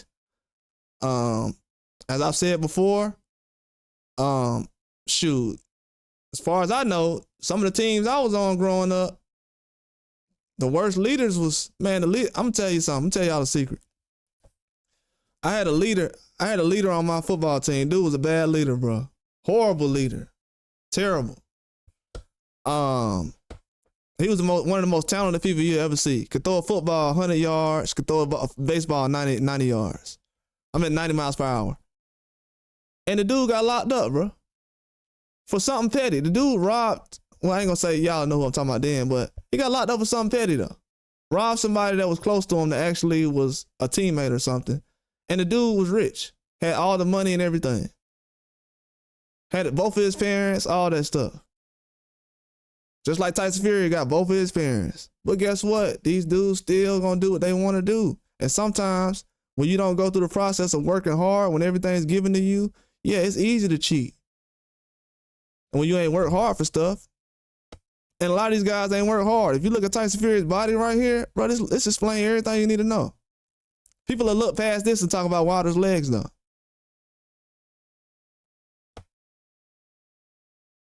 At the end of the day, it is what it is. Gift and a curse. Sometimes in this world, looking the way you do, it's going to bring unwanted attention. Other guys who look fat and sloppy, they're going to be celebrated as the best, but they're not going to be criticized or, treated the same way as everybody else. But I feel like the love that a lot of these other fighters get, like Fury, it's not real love. It's like, you're doing a job for me, and when you're done, that's it. It's almost like a contractor or something. Yeah, I got you for 2 weeks. After that, you on your own. That's what they're really doing. Like, they treating fighters like contractors. Like with Ryan right now. Man, this dude can go crash out and do, just anything. Hopefully he's safe, so even though he's a coward, I don't want anybody to harm themselves, but they gave him fame that he can't handle. Like, why are we making boxers famous that's not even mentally strong? They can't even handle one big win. We're trying to make these guys the face of boxing. Could have never stood next to Bernard Hopkins 20 years ago, but Bernard Hopkins is standing right here acting like he's the guy. Bernard Hopkins supporting that kind of talent devalues his name. Yeah, it was a good fight and attraction for the sport, but it was under a cheater. You can't be a boxer out here and you're rubbing shoulders with a cheater and you're a legend in the sport. It's like Barry Bonds right now. He's training a baseball player and the guy comes out dirty. You know what everybody gonna say? Well, I knew Barry Bonds was on something. See, the guy he's helping now is on PEDs.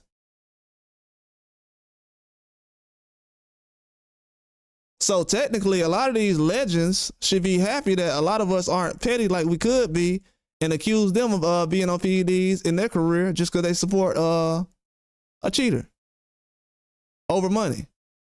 You love the sport, but you support the cheater though because he won a fight. So how much do you actually love the sport? That's the thing I want to say. Because when I hear Clarissa Shields speak on this, she say everything I'm thinking of. Then when I hear a guy, people always say, Clarissa Shields always talking about fighting a man. She always talking about fighting a guy. Well, guess what? All these guys ain't talking about fighting no guys. Every time you ask another man about fighting a man, they always talking about how much he sells. They sound like a hooker. No disrespect, but I'm being real. These dudes sound like hookers out here, man.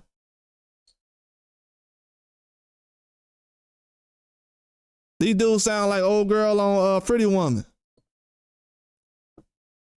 As soon as you ask these dudes about a fight, hey man, how much he sell and stuff though?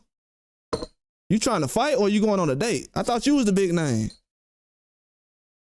You trying to take him out for dinner or you trying to? I heard we were talking about fighting, right? You a fighter? You box? You get paid for that, right? You know what I'm saying? You get paid for boxing, right? So we can't ask you about these dudes? Oh, okay. So the only person that really want to smoke is a girl. Oh, all right. And then y'all notice too that a lot of these dudes, they got some weird obsession with seeing Clarissa Shields fight a guy, but when she does it, they're like, oh, anybody, oh, look what happened. Look. Even though she got good by fighting guys, it sounds stupid. And then the first thing these dudes said, man, I don't watch the WNBA because they play like girls. Clarissa Shields fighting dudes and they help her fight like a dude. And dudes say they want to see women who can perform on the level of a man or have that kind of style or those kind of abilities. But then when she does it, they talking about Amanda Serrano. Man, y'all don't get the hell out of here. Amanda Serrano be getting her ass kicked for millions of dollars. Y'all don't get out of here with all that stuff. She been getting her ass kicked for millions of dollars. Y'all celebrating girls who's coming off losses, bragging about how they made millions of dollars for losing. Then I'm going to see the interviews they done did. They only got 900 views, but then I look on Twitter. When they talking about congratulating Ryan Garcia for getting his ass kicked, they get 10,000 likes. So she's in a position right now. Amanda Serrano, I'm talking about. Yeah, I'm name dropping. She's in a position where if she's not doing the like racial borderline, let me support the racist guy because he's Latino and everything else. If she's not doing that, she's not getting no support or no likes. And that stuff that kind of stuff that be going on, this generation is over with. This generation is over with. If anybody wants some ammo, I'm gonna give you some ammo right now. Anybody who comes to this country that brags about working together and supporting their own, and they don't do it in their own country, they are racist. We got guys that are racist. We got people that don't go to Mexico, don't help nobody. They don't send no money back home, but they'll sit around and talk about how they come to America and support your own. Why the hell you didn't support your own in Mexico? These people are racist, period, point blank. All that supporting your own kind shit, you ain't got to announce that you're going to support your own kind. That's just like me telling my mama, hey, mom, I'm going to help you. That's my mama. I'm supposed to help my mama. Why do we have immigrants coming over here announcing that they're going to help their mama who's stuck in Mexico? Yeah, I'm going to support my own. You can do that back there. You ain't got to come to America around a whole bunch of black folks and then tell me you're going to support your own. I don't want to hear that shit. Canelo ain't did nothing except against Munguia last year, except help him get knocked out in December. That's it. Made him feel like he made it. Then he went and got knocked out by 160. These dudes always announcing, oh man, I support my own. Oh, see, Mexicans, we support our own. We support our own. Well, shit, Mexico should be jumping right now then. Mexico should be way better than America right now. And this ain't no shot at Mexico. I fuck with Mexico, but I'm just telling you, I'm keeping it real right now. All this stuff they've been doing over the years, it's going nowhere. It gets you clicks and likes, but it ain't gonna equal no pay-per-views. When is Ryan Garcia versus Ryan Garcia versus Rolly pay-per-views gonna come out? I need to see them ASAP. Because I know the boxing game. I don't know if y'all know it. So the zone, they'll have the fight still on sale for 10 days after the fight. So a week and a half, I guess that Sunday, I guess that Monday, because the fight was on Friday. That Monday, I guess, was the last day. The week after the Ryan Garcia fight. So last Monday was the last day, I guess. We need to see the results of that fight, that pay-per-view. We just spent ESPN and Fox Sports and everybody else just spent all kind of money and energy, got all kind of podcast guys. They just put all kind of money and energy into Ryan Garcia, his next little run at 140, 147, whatever he was going to do. And now after a couple of weeks, we didn't quit on him? What? I told y'all they was going to do it. I told y'all they ain't real Ryan Garcia fans. I told y'all he was going to look like a bum. Ain't nobody know Ryan Garcia, a bigger Ryan Garcia fan than me. Because if you was, you would have knew he was going to be a bum. They don't even know Canelo only knocked out one black guy. They not a bigger Canelo fan than me. I don't care how Mexican you are. Because you're Mexican, that doesn't tell you that the only black guy that Canelo knocked out was what's the old boy name? Forgot his name, man. He's only knocked out one black guy. But the media will sit up and tell you how Devin Haney pillow fists. But the media will sit up and tell you how, oh, well, you know, Tank, he looked regular against Lamont Roach. Yeah, so has Canelo recently. That's what happened in a real 50-50 fight. In a real 50-50 fight, you're going to look sloppy, you're going to look trash. Exactly. I'm glad you said that. Hey, I want y'all to go back and look at what Bernard Hopkins said today. I don't want to play it on here. Because shout out to Andre Ward. Look at what Bernard Hopkins said recently on his little interview on All the Smoke fight with Andre Ward. Yeah, man, but I put me first. You know, I love my community, but I put me first. Man, that is embarrassing, dog. Have you ever heard Canelo say, yeah, man, I love my community. I put me first. We know he do it, but dudes out here talking like that? You naturally always supposed to put yourself first, but come on now. A guy who just watched somebody cheat, you're supposed to be one of the cleanest boxers in history. And you just watched somebody diminish your sport of boxing, and they was on your team. They weren't even there at the post-fight presser. And everybody talking about something. Let me tell you how the media is. The media loves Ryan Garcia. Oh, look at how they did Ryan Garcia. Look at how they did Ryan Garcia. Look at how Ryan Garcia did the fans. This dude quit in the middle of a fight where it was just getting started. And you had all those people pay millions of dollars. I mean, that was the first big fight since the pandemic where people was actually able to come out, you know what I'm saying? Fully come out. That Tank versus Ryan fight was the first time where people was really, really outside since the pandemic, where everybody was just strictly together, no restrictions on masks or anything. The whole boxing world stopped so they could make that one fight. The man couldn't even last throughout the fight, man. Then you got another guy, Devin Haney, who's literally fighting the guy on PEDs. I knew it didn't look right when I seen it. I'm like, whoa, that looked weird. Even during the fight, I'm like, Ryan is huge. Ryan was huge in that fight. You can go back and look at it right now compared to what he is right now. It's so much evidence, but it's like, they don't care, dog. They don't care. They don't care. They want Ryan to be the first. Ryan Garcia is the first American fighter to ever have a Gatorade deal.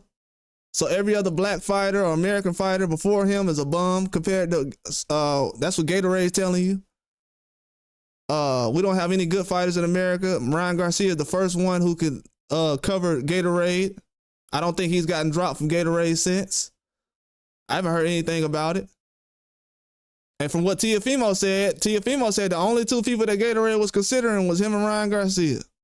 So a dude that never been champion and a guy that lost to Kambosos and didn't want his rematch was the only two guys. And the only two guys who was openly racist too. I guess behind the scenes they probably knew that.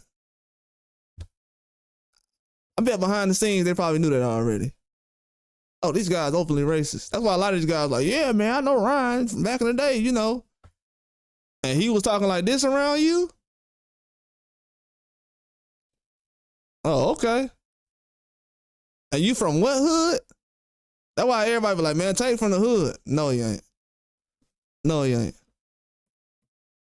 If he letting dudes talk like this about him and not addressing it, nah, he ain't from the hood. Not no dude who online barking all day. And then the only people you barking at is black dudes you done been in the ring with. Then the guys you ain't been in the ring with, you ain't saying nothing to. Nah, we ain't doing that.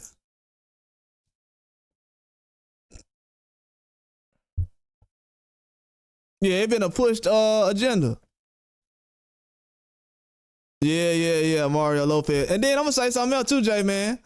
Bro, do you know I had just seen 3 days ago, when Gabe Rosado was on the Boxing Voice, when Bill Haney was on there? Bruh. And this is no shade, bro. I don't do that stuff like everybody else do out here.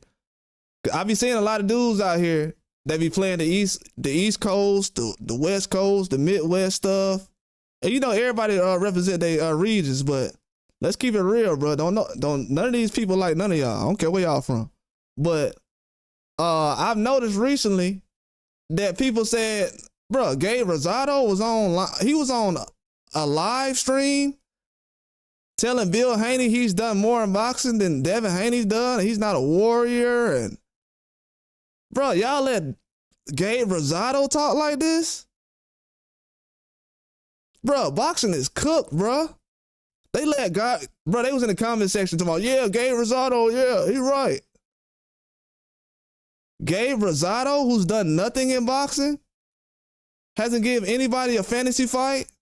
The only fantasy fights he got is him getting knocked out. They let that guy say something? Philadelphia, what the fuck is going on, bro? Bro, let me tell you something. I'm gonna be real with y'all right now. If Philly is gonna let this nigga talk like that, I don't trust shit that's coming out of Philly. I'm gonna be real with y'all. I'm gonna be a buck. And my uncle is, my folks out of Philly. If Philly gonna let Gabe Rosado run around and slander black fighters like this because he is Latino, I don't trust nothing coming out of Philly, bro. I'm being real with y'all. Out of Pennsylvania, bro, I don't care what it is. For that dude to be talking like that in the boxing world to support that nigga is trash as fuck. The fact that he was even in a Rocky movie, what was he in? Rocky or Creed or something? Bro, that nigga's an industry plant, bro, allegedly. He's trash, bro. He's trash. The dude look like a Guido and they happy about that. He's trash, bro. He ain't nothing but something for them to look at. He's trash, bro. This dude to be talking like that, bro? Come on, man. I don't trust nothing coming out of Philly, bro. I'm gonna be real with y'all. If y'all let this dude talk like that, bro, y'all gonna let him say whatever to me or anybody else that look like me or Devin Haney. Y'all let Gabe Rosado talk about this dude like that because it's territory? Why ain't nobody addressed that? That dude is trash, bro. Trash. And they literally was in the comment section like, and I'm like, bro, how am I gonna do a podcast like this and have these lame ass dudes in my comment section supporting some lame dude like this who can't sell a pay-per-view but they can hit the like button for him? That's crazy. And people think that this is pushing boxing forward. Man, these people are selfish, bro. And to be real with you, I'm not mad as they think I am because all their favorite boxers are being ignored right now. I have no issue with your favorite boxer being ignored.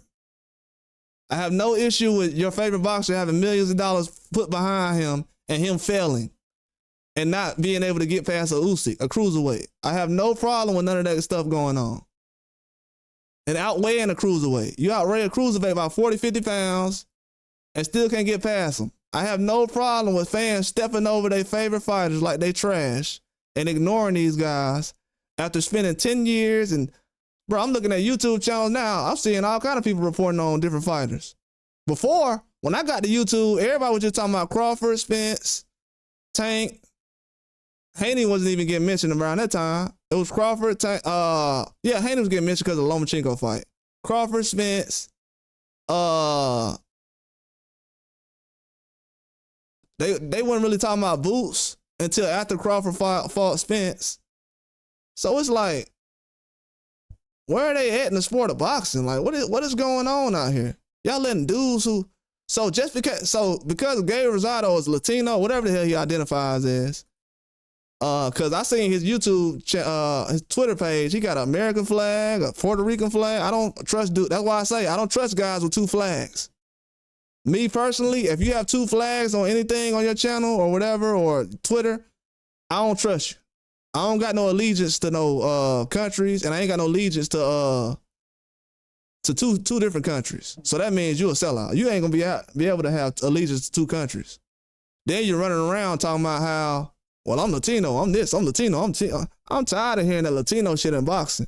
I'm gonna be real with y'all. From this day forward, they gonna have to call me whatever they want to as far as races or whatever. I'm not, that Latino shit, I'm not hearing that shit no more. That Mexican shit, I was in the military with dudes like that and didn't even know if these dudes was gonna shoot me in my goddamn back. That shit right there, I don't fuck with it. I do not fuck with that shit. I'm telling y'all. It's people that's in the military that don't even know if these racist dudes will shoot them in the back in the middle of the desert in Iraq or somewhere. Don't nobody got time for that stuff no more. That racist shit, bro, it's over with, bro. That racist shit in boxing, bro, it's time to go from that, bro. I dealt with that too much in my life, bro. It's somebody in the desert right now in the military, somewhere across in another country somewhere, that's sitting around with one of these little fans of one of these guys right here because of how they look. They got a firearm in their hand right now. They had somebody that look like me sitting in front of them, and they like, man, I could just shoot that way and nobody even know it. Y'all are disgusting in this world, bro. I'm telling y'all. That the way they use boxing in certain ways, bro, and you got to realize, kids got to grow up in this world like this. So if it's worse than it was 20 years ago, and this is an environment that you didn't even grow up in, this is worse than what we grew up in. And it's worse now because you got the media pushing out racist narratives now because they don't like that people are telling the truth about certain things. You don't never hear none of these channels running around or these people like running around, man, I'm tired of this racism in boxing. How many times y'all hear that? That they tired of people using race baiting and using racism in boxing. How many times y'all hear that? You don't hear that in boxing. Because they don't care. These dudes don't care about that. They don't care about that. I'm going to tell you what boxing is going to be at, and this is where it's going to stay at. It's going to stay at a point where it's going to be about 3 or 4 fighters that everybody pay attention to. And everybody else is just there. If you get a check along the way, that's cool, but you ain't going to get the attention that you deserve. And you calling out fighters that you think everybody don't like, that's not going to work either. So all these fighters that think that them calling out Devin Haney and trolling him or whatever, guys that's the same age as him, that's never been undisputed. If they think that's gonna help their career and they try to use the Ryan Garcia game plan, well, guess what? You're gonna end up just like Ryan Garcia is right now. And ain't nobody walking around with telling people. But that's a fact though, Jay, man. You saying some facts though. Yeah, they always calling somebody racist, but then you supporting the fighter just because of how of what country he's from. It's like, bro, we understand that, but people are trying to hear real breakdowns. Ain't nobody trying to hear no breakdowns of no bias stuff going on. Calling everybody a boogeyman and everything else. They ain't building up boxing like this. I hope everybody know this. I hope they know this. They're not building up boxing like this. I can guarantee they're not building up boxing like this. The reason.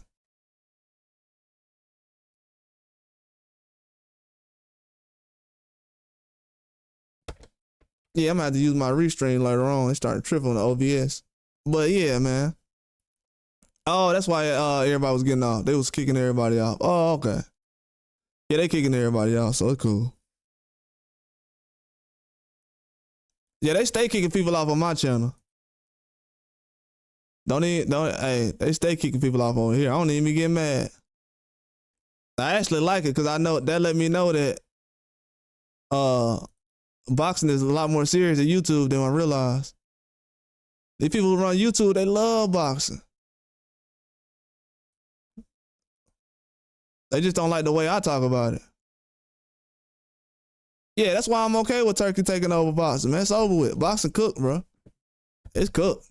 They're not even pushing out the real talent. We got Charlo and them sitting on the shelf for 2 years. Just crazy stuff in boxing, man. It's weird out here. They try to build up fighters in the middle of the professionals. Like, why do we have professional fighters getting built up? That's crazy to me. That's crazy to me, man. Super crazy. But the media favorites, man, I'm just tired of, bro. I'm worn down by now. People talking about Haney was running his last fight. Ryan Garcia was running.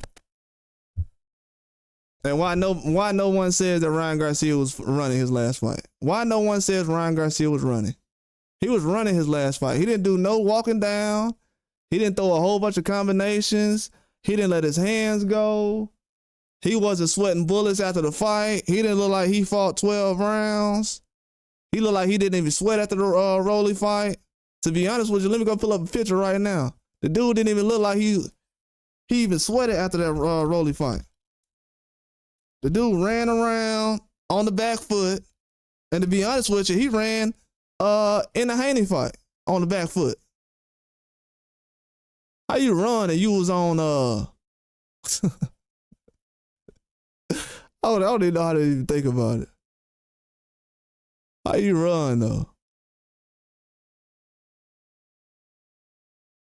Yeah, Ryan knew he got the brace beat off on.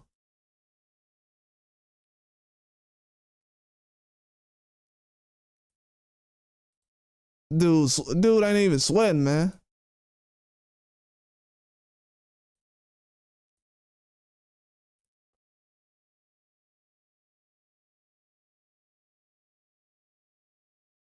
And I'm okay with Ryan Garcia being in a certain position, but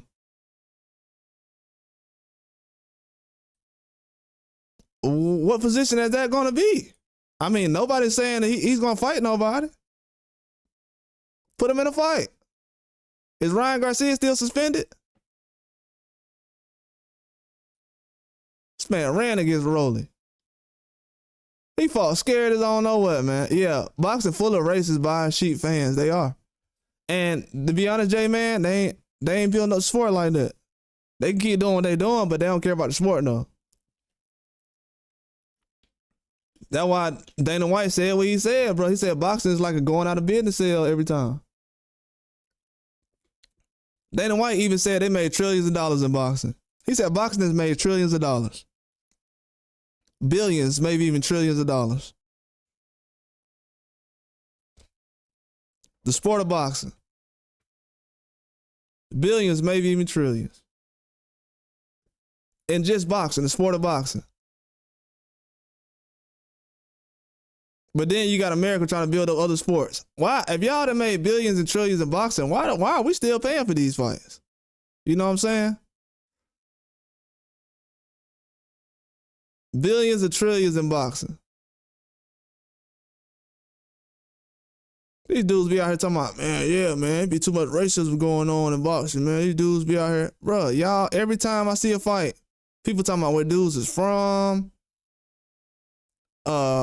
what they had to do to get here and everything else. You ain't finna hear that type. And then let me tell you something else.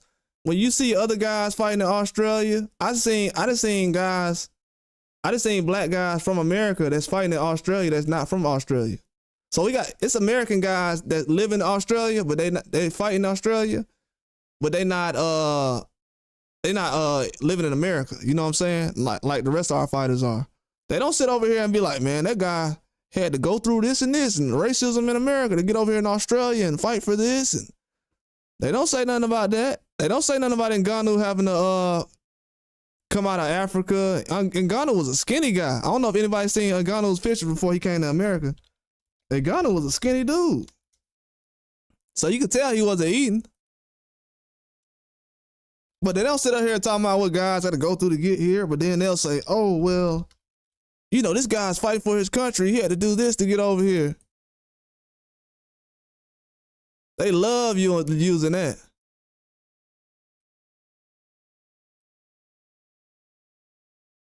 They love using that. And Ngannou wasn't even over that long. Show y'all what Ngannou used to look like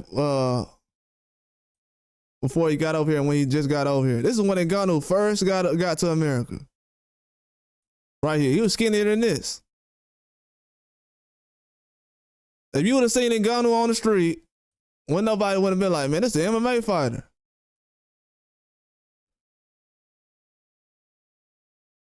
This skinny guy right here who put on weight was able to knock down Tyson Fury.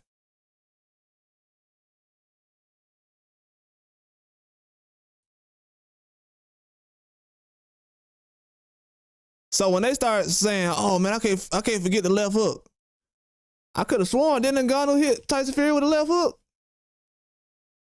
Why can't nobody forget the left hook? I thought Tyson Fury got hit.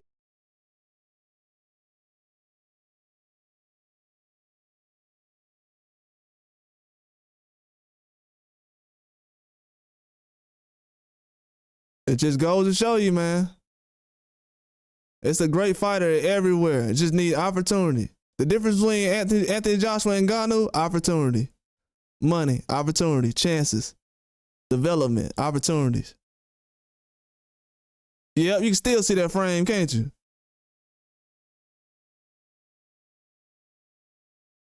Opportunity. He was, hey, J-Man, he was skinnier than this in another picture. He was skinnier than this in another picture. That dude used to be skinny, man. And the crazy part about it is, he probably weighed the same thing Wilder weigh right now. That's the craziest part about all this stuff right here. In this picture right here, with Ngannou, right here where he got the UFC stuff on, he probably weighed more than Deontay Wilder right here in this picture right here. That's how good of a boxer that Deontay Wilder is. He don't get credit for it. Anthony Joshua could never walk around this size and be destroying guys. That's a fact. The reason why he gets guys up out of there mostly is because of his size. Look how skinny Ngannou used to be. So when we say fighters need to be developed and everything else, yeah. In a situation like this, if Ngannou would have had the same kind of push that Anthony Joshua had from the time he started back when Anthony Joshua started, he'll be in the same position. Exactly. Yeah, you already know that, dog. All natty. All day. All natural. And hey, to be honest with you, J-Man, I don't even think it's that. You know what I think it is? I don't even think it's just that. You know what I think it is? Because look, right here, he wasn't even about that. Hey, J-Man, if Ngannou would have ran up on you right here, bro, you would have tried to beat the brakes off of the skinny Ngannou. He just put that work in.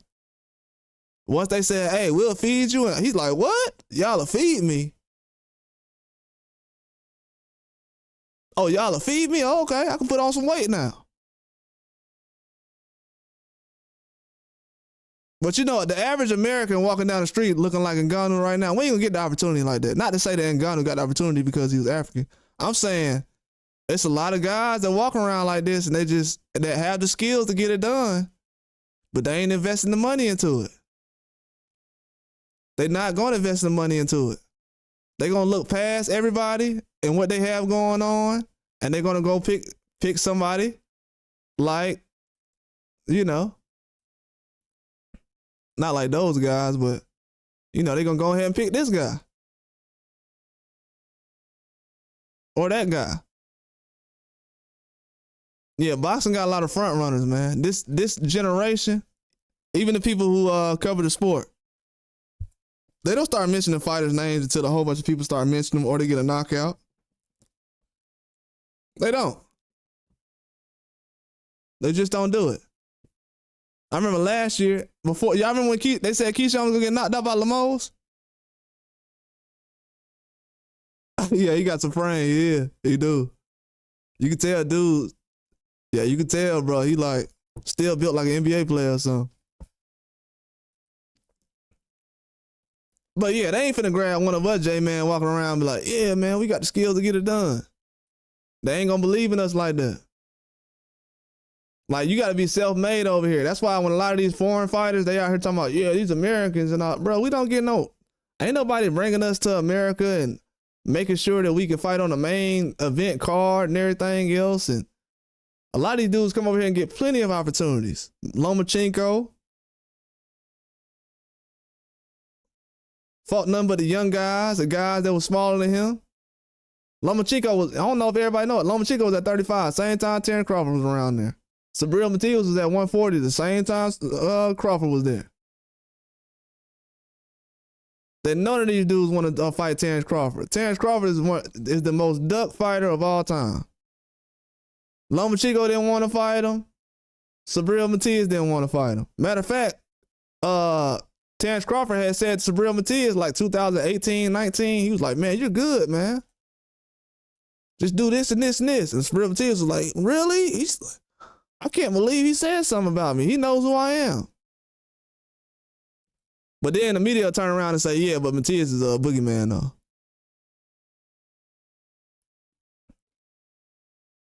There is no problem with building up other countries with fighters. I don't think nobody has a problem with seeing Mexican fighters, Puerto Rican fighters. But when you got guys like Gabe Rosado saying they're the best, I refuse to support any of that crap from this day forward. Refuse to. I refuse to support stuff like that. Like now, Berlanga, he keeps it real. I might not like some of the stuff that Berlanga does, but Berlanga was the only guy I heard say Rolly Romero is going to knock out Ryan Garcia. You know why? Because Berlanga knows that PEDs are real. That's why. The rest of these guys are suckers when it comes to Latinos and everything. Xander Zayas, cool guy as well. The rest of these guys are suckers. They in prove it mode. But then Berlanga also was the first one to say Terrence Crawford would beat Canelo after he fought Canelo. So I'm not gonna just call anybody a sucker. I don't do that. I'm responsible with that. That dude's a sucker. Gabe Rosado, the way he was talking about how his career in boxing, that dude's a bum, man. Hank Lundy has a better career than Gabe Rosado. He's talking about I knocked out Becknamir. Becknamir is a prospect. Hank Lundy has a better career than Gabe Rosado. And they both from Pennsylvania. Hank Lundy has a better career than Gabe Rosado. But Gabe Rosado will get hired by ESPN. They'll put him in all kind of movies like he did something. You got guys that done way more than Gabe Rosado in the sport of boxing. But because he's a white guy, he's a Puerto Rican guy who passes off as white. Now he's all of a sudden, oh, I earned this. Bro, you ain't earned nothing, bro. You trash. Trash. You're a bum, and I don't know why everybody gives you a pass like you're really that good. The fact that sport of boxing has gotten to the point where Gabe Rosado, who almost has 20 losses, can say that he's a warrior for getting beat up by somebody who's the same size as him. But Deontay Wilder goes out there and fight guys who's tested positive for stuff. They coming in overweight, getting dropped multiple times, referee helping them and everything else. And now all of a sudden, you know, Gabe Rosado a warrior, but Deontay Wilder's not. Man, American boxing finished. Y'all let somebody like Gabe Rosado come to this country and say he's a better fighter than and even if he was born here, he don't represent here. Come to this country and say he's a better fighter than a guy like Deontay Wilder because he got a certain flag. Flags in boxing is not helping us. It's a bad thing. It's handicapping the sport of boxing. Guys are getting special privileges just because of their flag or where they from. We're not even doing it based on promoters no more. Oh, well, you know, Gabe Rosado's Puerto Rican, so, you know, we going to support him. He need opportunities. Julian J. Rock Williams just went out here and gave a top prospect, you could say contender, one of the toughest fights he ever had in his career. He almost beat Adames. Adames looked like he was finna pass out after he fought J. Rock Williams. And this is after J. Rock sat on the shelf for years. His resume is better than most of these guys, especially Gabe Rosado out of Pennsylvania. Please. Gabe Rosado couldn't even be a sparring partner for Julian J. Rock Williams. But they'll sit around here and give him a job. But Julian J. Rod Williams got to get up and fight Carlos Adames and Yoenis Taez and all these other guys. This dude fighting top prospects and champions and contenders. Matter of fact, he don't fight no prospects. He fighting top contenders. But now let's give Gabe Rosado a chance, man. Julian J. Rod Williams has done more in the sport of boxing than damn Gabe Rosado. Then you let these people come online talking about him like that, bro. Please. Please. When these kids hear me talk, they gonna hear me call out this fake stuff. My goal is to let any kid who run across this channel know you gonna hear some real. Even if you're gonna go listen to these suckers, if your parents gonna let you listen to these suckers, you're gonna hear some real before you go up over there. And the media don't want it. They don't want it. They do not want that to happen. The media is strong in boxing, bro. It is strong in boxing. I'm going to tell you something. The media and these bots are so strong in boxing that you can talk about LeBron James more than you can talk about Ryan Garcia online. You can go on here and talk about LeBron James more than you can talk about Ryan Garcia. In a negative way. Somebody who's actually done negative things. And y'all know that. There's plenty of channels out here that be talking about LeBron. All kind of stuff. LeBron doing this and that. LeBron, they say LeBron on pads, allegedly. People be saying that. But then a guy who actually on pads, don't nobody want to talk about. Yeah, man. We already know what time it is. Because, you know, even if guys wanted to support Ryan, they haven't gave a good reason why they do want to support him. They're literally supporting him just because he beat Haney, or they feel like he did when he really didn't. Only thing he did was beat himself. When I seen Ryan Garcia celebrating that win and how big it was and getting the publicity for it, I was like, yeah, dude's done. He's cooked. This is a guy who already fought Devin Haney in amateurs multiple times. Then you fight him and you act like you just beat Tank Davis, or you just act like you just beat Floyd Mayweather or something. Oh, okay. Can't handle fame, man. Can't handle the fame. And you just duck Devin Haney again. Because, you know, Devin Haney had to ask this guy to fight multiple times. Oh, well, I ain't going to be ready till I get the stuff in me. Oh, well, yeah, Floyd told me not to fight. And then the media just quits on these guys. Hey, don't be surprised tomorrow y'all see some big stories come out about Tank, Canelo, Fury, Joshua, Lomachenko, Ryan. Don't be surprised. And no offense, I like all these fighters. I think all these fighters is contribute to the sport of boxing. They didn't tell the media to make them the favorites. They were chosen, which is worse for boxing. The people didn't choose these guys as the faces of boxing. The media chose them as the faces of boxing. Because when Devin Haney becomes undisputed and people say, oh, that's not a big deal. But that's why I said, bro, anybody come to me about in a way being 2-time undisputed, nobody, I don't care, bro. Ever since Terrence Crawford and Haney did it, it's easy now. Undisputed is easy, man. They already did all that. Those are the last real undisputed champions to me. Everybody else is they put together. They put together. That's it.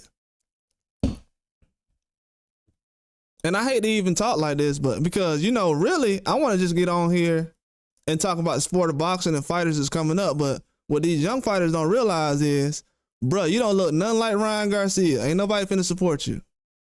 Every fighter that look like you ain't getting no support. You ain't Tank Davis. You ain't got no push like Tank Davis. Unless you got a push like Tank Davis, ain't nobody finna support you out here, especially if you black. So you gonna need me to talk like this every day for your career. Because the OGs, they ain't been talking like this for you, big dog. So you gonna need me to talk like this every day. If you're a boxer, you're gonna need me to talk like this every day. Because the people who have been talking about you, they're not putting you in a position to flourish. They put Ryan Garcia in a position to flourish, and he's never been champion. So all these fighters running around talking about they a champion and everything else, don't nobody care about that. Gatorade don't care if you're a champion. They don't care about if you're a champion. You think that the Gatorade cared if Ryan Garcia was not a champion before they signed him to be the first American fighter to ever be on Gatorade? Ever. They didn't think about him being a champion. They don't care about y'all accolades. They don't care about who y'all fought, y'all resumes. They use that to diminish you. They don't care about how good you is. They don't talk about Floyd's resume. They act like Floyd has done nothing for the sport of boxing. But these clowns are still celebrating Canelo. Canelo was the easiest win Floyd ever had. Canelo really wasted Floyd's time. To be honest with you, we probably could have found somebody to beat Floyd. If Canelo wouldn't have been in the way, you know, that people don't look at it like that, though. We could have brought somebody in that was a little better. People don't even think about it like that. They like, well, you know, that was Canelo. He was young and everything. Yeah, he was young and he was taking tougher fights when he was 23 than he is at 35. Well, 34, 33. So Canelo took a tougher fight at 23 years old than he did at 33. And people are trying to act like, hey, why y'all holding to a certain standard? The dude's toughest fight was at 23 years old.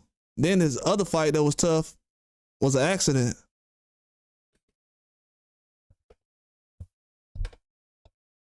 That's the crazy part. But man, if these boxers, I'm gonna tell you right now, they can sit up here and do these little interviews and kick it and whatever they want to. That ain't gonna change the fact that when your fight start, the commentary ain't gonna say that you running and that you ain't letting your hands go and everything else. When Ryan Garcia, he was running. Did they say he was running? Did Antonio Tarver say Ryan Garcia was running? No. Did he say anything about Ryan Garcia letting his hands go? No. Not letting the left hook, the special left hook that everybody talking about. Ryan Garcia invented the left hook. Ryan Garcia got more hooks than Peter Pan and everybody else. All of a sudden yeah, the left hook, man, the left hook. So these fighters that, yeah, man, you know, the PEDs don't matter, bro. They don't care about y'all kissing up to the higher ups. When you get in that ring, they still gonna use you to prop up the rest of these guys they want to prop up. They don't care about Gary Antoine Russell or none of these guys. Keyshawn Davis, they're gonna use them guys to promote who they want to promote. When Gary Antoine Russell lost, they turned on him. Everybody said Ryo was gonna beat him a couple of months ago. They don't care about none of these guys like that. They care about Ryan Garcia and that's it. Everybody else getting slandered. And it's sad that boxers actually walk around like, yeah, man, I'm gonna be able to keep things the way it's going right now. I'm gonna contribute to the BS and the lies, and yeah, I'm gonna be able to flourish in the boxing.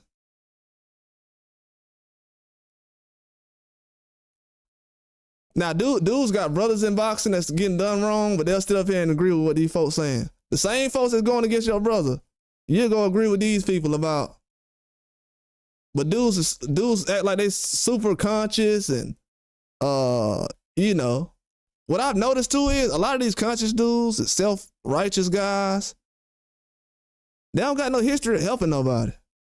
I'm gonna be honest with you. They ain't got no history of assisting nobody. No one-on-one assistance. They don't really got a history of even doing that. They don't got a history of being done wrong because they ain't never did nothing for nobody to help to be done wrong. I noticed that, man. All these dudes want to be Farrakhan and everything else. But then when it's time to actually speak for our people, it's like, nah, I just criticize the black fighters, but I don't sit up here and criticize everybody else who made the system the way it is. Instead of these guys criticizing the system for the way it is, they'll say, oh, well, this boxer needs to move this way. Well, why he got to move that way then? Why the other guy don't got to move like that? Well, you know how it is. No, I don't know how it is. No, I don't know. No, I ain't no coward like that. I don't know how it is. I'm one of them people. I don't drive past no car wreck. I get out and make sure somebody's straight. I ain't one of them people. Some people drive past a car wreck, be like, oh, they be staring, about to crash into somebody else trying to see what's going on. I'm the type of person, I'm getting out to see if everybody all right. And in the sport of boxing, ain't nobody getting out to see if everybody all right. Everybody just riding by. Like, oh yeah, oh that's what's going on? Cool, okay. Let me keep it pushing then. And boxing gonna be right in the same spot it started in. Same spot. Same spot. Man, please. Muhammad Ali ain't never got disrespected the way these boxers got disrespected out here. You letting dudes run around. Bro, they ain't even let dudes run around say the N-word in the 70s. Now you got guys running around saying that. Right now, dudes like, ain't talking to me, man. Look at the comment section when Wiz Khalifa said that. Y'all might not know it or not, but when Wiz Khalifa sat up here and said, hey, man, Ryan ain't talking to me. He ain't called me the N-word. Bro, ain't nobody rocking with Wiz Khalifa like that. Nobody. I'm gonna be honest with you. The people that was in the comment section, they was like, look at this dude. This dude is a clown. Of course, you ain't gonna let somebody say that to you. You ain't about that. But yeah, man, I can't wait till I see one of these fighters that sat up here and supported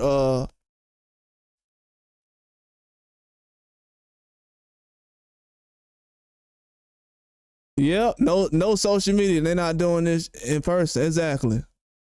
You right, J man. Exactly not. And then I seen PBC, and this ain't no offense. I ain't talking about all the reporters on there. I just seen PBC recently. Got a whole bunch of white reporters. PBC had a whole bunch of white reporters. Now we got all kind of guys that been promoting PBC for years. But PBC had a whole bunch of white guys on their reporting thing recently. And I'm looking and they like talking about Charlo. I'm like, these niggas ain't been talking about no Charlo. When they do report on Charlo, they talking bad about Charlo. Why do y'all got dudes out here reporting? This is my thing. Why do we have boxing platforms hiring people or got people coming in that don't really like the fighters they even talking about? Y'all got people coming in to talk to Devin Haney that don't like Devin Haney or don't report the news correctly about Devin Haney. But y'all have these people come in and validate these guys. I'm like, what are they doing? This ain't helping the sport of boxing. Y'all bringing people in and talking about PEDs don't matter? Man, this is crazy.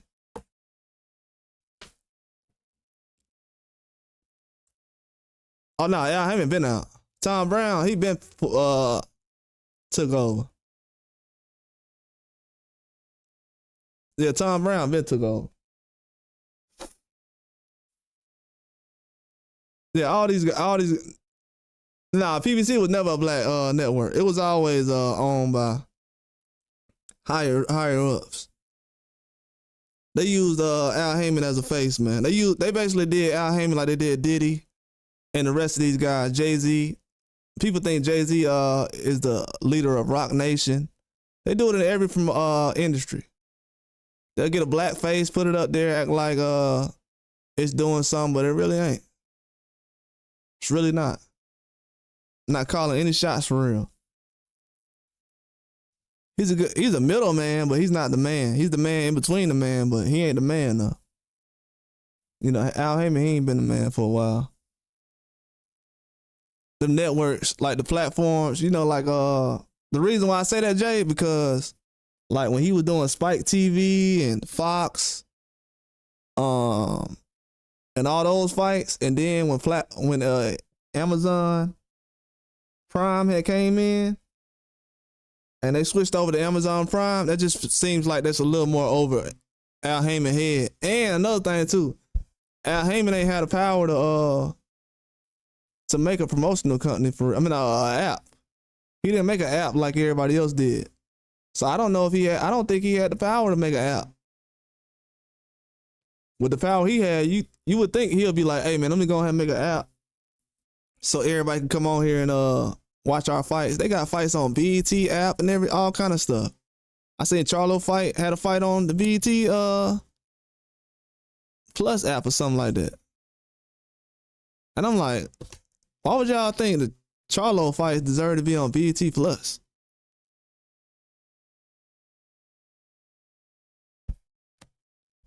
Yeah, they just use him as a face though, man. That's all it is, allegedly. But he just got used as a face because right now to be having the guys that you came in with like Spence and all these other guys, it's just like it's no action for real. Charles Martin, He was a guy that was heavyweight before, then he fought Joshua.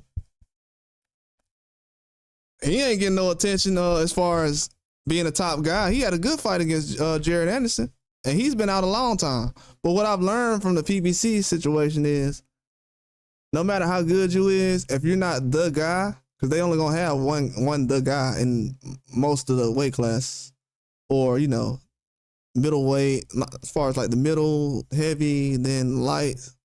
You have Tank, and then other guys, but you're not gonna get the attention you deserve though across the board. And that's what PBC, he has a lot of talent, but it's gonna be more careers wasted than actually flourish. You gotta have more guys. Like Leuven hasn't fought. Leuven just fought for the first time since that Ramos fight. I know he was supposed to fight on the Tim Tszyu card, but then even when him and Tim Tszyu was supposed to fight, Tim Tszyu was supposed to fight Fundora before that. Then they waited a whole year and had to fight later. Fundora could have fought Tim Tszyu in October last year. Somebody else could have fought Baccarat. And they could have did it like that, but they mixing things up and on the fly with it. It's just, I don't know, man. It's just not good for a boxer's career to actually be active. That's why Gary Antoine Russell looked so rusty last year when he jumped in the ring with Puello. Then he looked well when he jumped in the ring with Rayo. It's just certain things, man. Guys be so out so long, but man, I'm just watching the excess of negativity that has no facts behind it. I don't got no time. I don't have a problem with people slandering or calling somebody out or whatever. But it got to be facts though. Like just to be doing it, just to do it, and that's what actually runs boxing. Boxing being built off lies right now. That's not gonna. I don't know what human beings we have walking around, but that ain't gonna build nothing, bro. Ain't nothing built on lies gonna last a long time. It's just not. That's why a lot of times when these fighters get hyped up and they look like nothing they said they were gonna look like Ryan Garcia situation. That's why a lot of people step away. They're like, man, I ain't supporting that. That dude's a bum. He's a fraud. So we gotta realize too, a lot of people didn't watch the Haney and Garcia fight like they say. So most people, it was probably their first time seeing Ryan, or they haven't seen him since the Tank fight. And a lot of people said, oh, he looked the same way he did in the Tank fight. I didn't see the Haney fight because, I'm one of those 1.2 million people. But he looked like he did in the Tank fight when he quit. So that right there is going to make him lose more fans. You just had the media, Twitter, X, and all these other social media platforms just tell you that Ryan Garcia was the best thing smoking.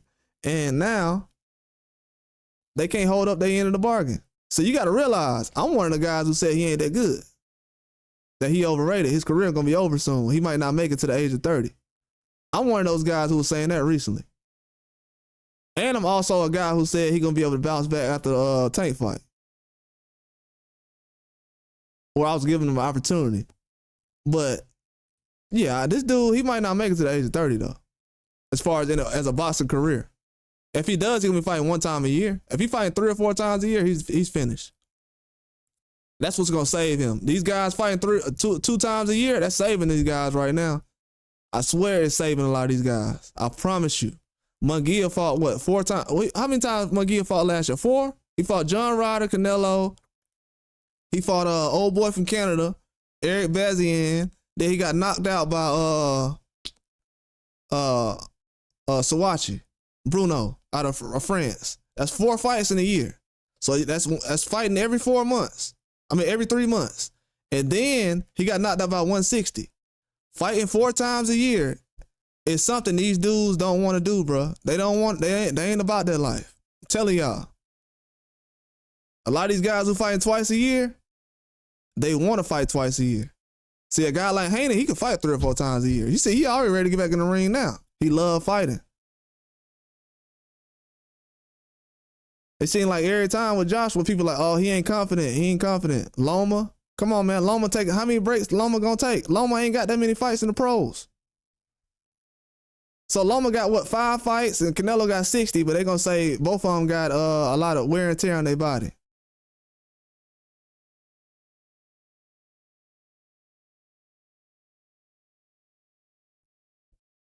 Yeah, I don't understand it, man. It's confusing now. How you got wear and tear on your body? You only had a couple fights, but then Canelo got 60-some fights, and they say, oh yeah, both of those guys are wear and tear. They old.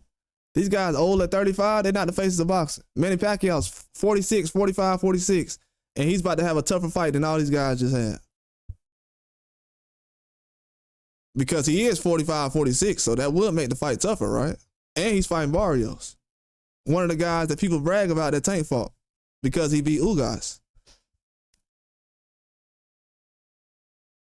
So you got to realize Manny Pacquiao as an old man is still taking tougher fights than these young guys are who's supposed to be the faces. That's why people are celebrating Manny Pacquiao jumping out there right now. And then people will say, oh, he used to be on Pez and everything else. Well, a lot of these guys used to be on Pez too, and they look like how Manny Pacquiao look. I can tell you that right now. It's a lot of boxers that been on the Pez. They ain't look like Manny Pacquiao look. But yeah, man, I appreciate everybody for coming through, man. On the live and everything. I wasn't gonna be on here too long, but you know, I just wanted to get this out, man, because a lot of this stuff that I was talking about on here, it's not gonna be talked about, and you know, they definitely shadow banning your boy, but it is what it is. They don't have a problem with a lot of things I say. It's just when I mention Ryan Garcia, gets a little weird sometimes. Sometimes with Tank, not really, but with Ryan Garcia, yeah. And I'm not capping with you. And it don't happen with Canelo, it don't happen with Loma, it don't happen with Fury. But with Ryan Garcia, absolutely. Absolutely. So that right there is a red flag. I'm gonna tell you something right now. They'll never make the mistake of messing with people's channels who talk about Haney. That's how I know it's race involved behind it. You ain't never went to a channel where somebody was talking bad about Haney and they start messing with the lives. You ain't never went to a channel and they start talking bad about Wilder, they start messing with the live. They ain't gonna do that. The way the media is doing right now, they're using technology to try to get over on us. They trying to destroy us through technology and communication methods and not letting guys be able to type a word in the chat, so you got to log out, log back in. It's a lot of weird stuff that goes on, man. You know what I'm saying? That's why a lot of platforms right now are getting bigger, and a lot of people are sooner or later going to step away from other platforms that don't let you put on certain things. You got to realize too, pay attention to the millionaires, billionaires, and tech guys. When a lot of these guys start stepping away from certain platforms and saying they quit, a lot of guys did that last year. I don't know if y'all noticed. A lot of guys quitting YouTube and stuff. But when they know something like that, it's something come down the pipe as far as censorship and everything else. But man, I appreciate everybody who came through, man, supported. J-Man, appreciate you coming through. Flat Out TV. Definitely appreciate y'all for coming through. I'm gonna drop a video later on when I find some more information on some stuff, but I'm probably just gonna put it out later on. But yeah, it's a lot of information coming out, but I want y'all, if you didn't get one thing from this video, if you didn't get anything from this video, I just want you to pay attention to two things. I want y'all to pay attention to the pay-per-view numbers for Ryan Garcia and Rolly and Canelo versus Skull, because you got to realize you could have got both of those fight cards for $90. That's a deal. So you paying $45 for each fight. That's a deal. So it ain't no reason nobody shouldn't have bought that. So if they didn't sell out those fights and you pushed, and the whole America has pushed for these guys to be the best thing in boxing, America has pushed for these guys to be the best thing. Canelo's not from America. Tyson Fury, Lomachenko, and Anthony Joshua. America has pushed for these guys to be the best thing spoken. And they have not lived up to expectations. So if you haven't paid attention to anything, look at how they talk about these guys now. Look at how they talk about these guys now. And it's going to disappoint you, because, not because you want to sit here and have somebody trolling or whatever. It's going to disappoint you because they don't care about the sport. They only care about pointing the finger and yelling and arguing. That's why a lot of these girls end up leaving these dudes. They like to argue a lot. But yeah, this is definitely a crazy situation, man, in sport of boxing. Crazy situation. And the best opponents from all these guys is probably Tank. I know people that say Canelo has a better resume. Oh, that's fine, but all the guys he fought retired after he fought him. So, I mean, what kind of resume is that? You talking about as far as names? Okay. But most of the people they tune in to watch is guys that Tank fought. They beg him to fight, to see Roach fight right now. They begging for Lamont Roach to fight. Matter of fact, they spending more time keeping up with Lamont Roach than they is with Ryan Garcia, Tyson Fury, Lomachenko, all these guys. Lamont Roach probably get more attention right now than all these guys. That's what happens when you show up and you actually know how to fight. But I hope in the future they know how to break down these fights. But without a guy like Tank, you would have never seen Lamont Roach. So that I can't really say nothing bad about Tank as far as that. And I had said that before he fought Lamont Roach. I was like, man, he's the only guy who's really fighting notable opponents at this point right now. If you really think about it, he's really the only one. Most of these other guys you see fight, they don't want to see these guys fight again. Berlanga just fought recently. They tuned in, I guess. Munguia hasn't been talked about. He won his revenge fight. Munguia went back and got his revenge. Nobody even mentions that. It's crazy out here, bro. Munguia got put to sleep, and then nobody even mentions that he went back and got a revenge fight. And he was being, and guess what? Munguia was looking like he was timid in that fight. Everything they said about Haney, he was taking his time in that fight. He wasn't rushing in trying to get a KO. He got knocked out, but he wasn't trying to get a knockout. So yeah, they overlooked that. They're not even paying attention to Munguia. So yeah, man. Like I said, the media favorites, those days are coming to an end. From now on, you're gonna have to really build somebody up the right way. You're gonna have to get the best fighter that has the best talent, and you're gonna have to face them against other fighters. If he lose, he lose. If he don't, he don't. But for the promoters to act like, oh, boxers don't want to lose now. Ain't no boxer making sure that a judge robs another fighter. That's up to y'all, man. The judges and everybody else who's involved in the sport of boxing. So the promoters are the ones who don't want to lose a fight. As soon as the guy loses, they want to pull out a Riyadh season. You see how Bob Arum at the Jerry Anderson loss. So you see what's going on. But I appreciate everybody for coming through, man.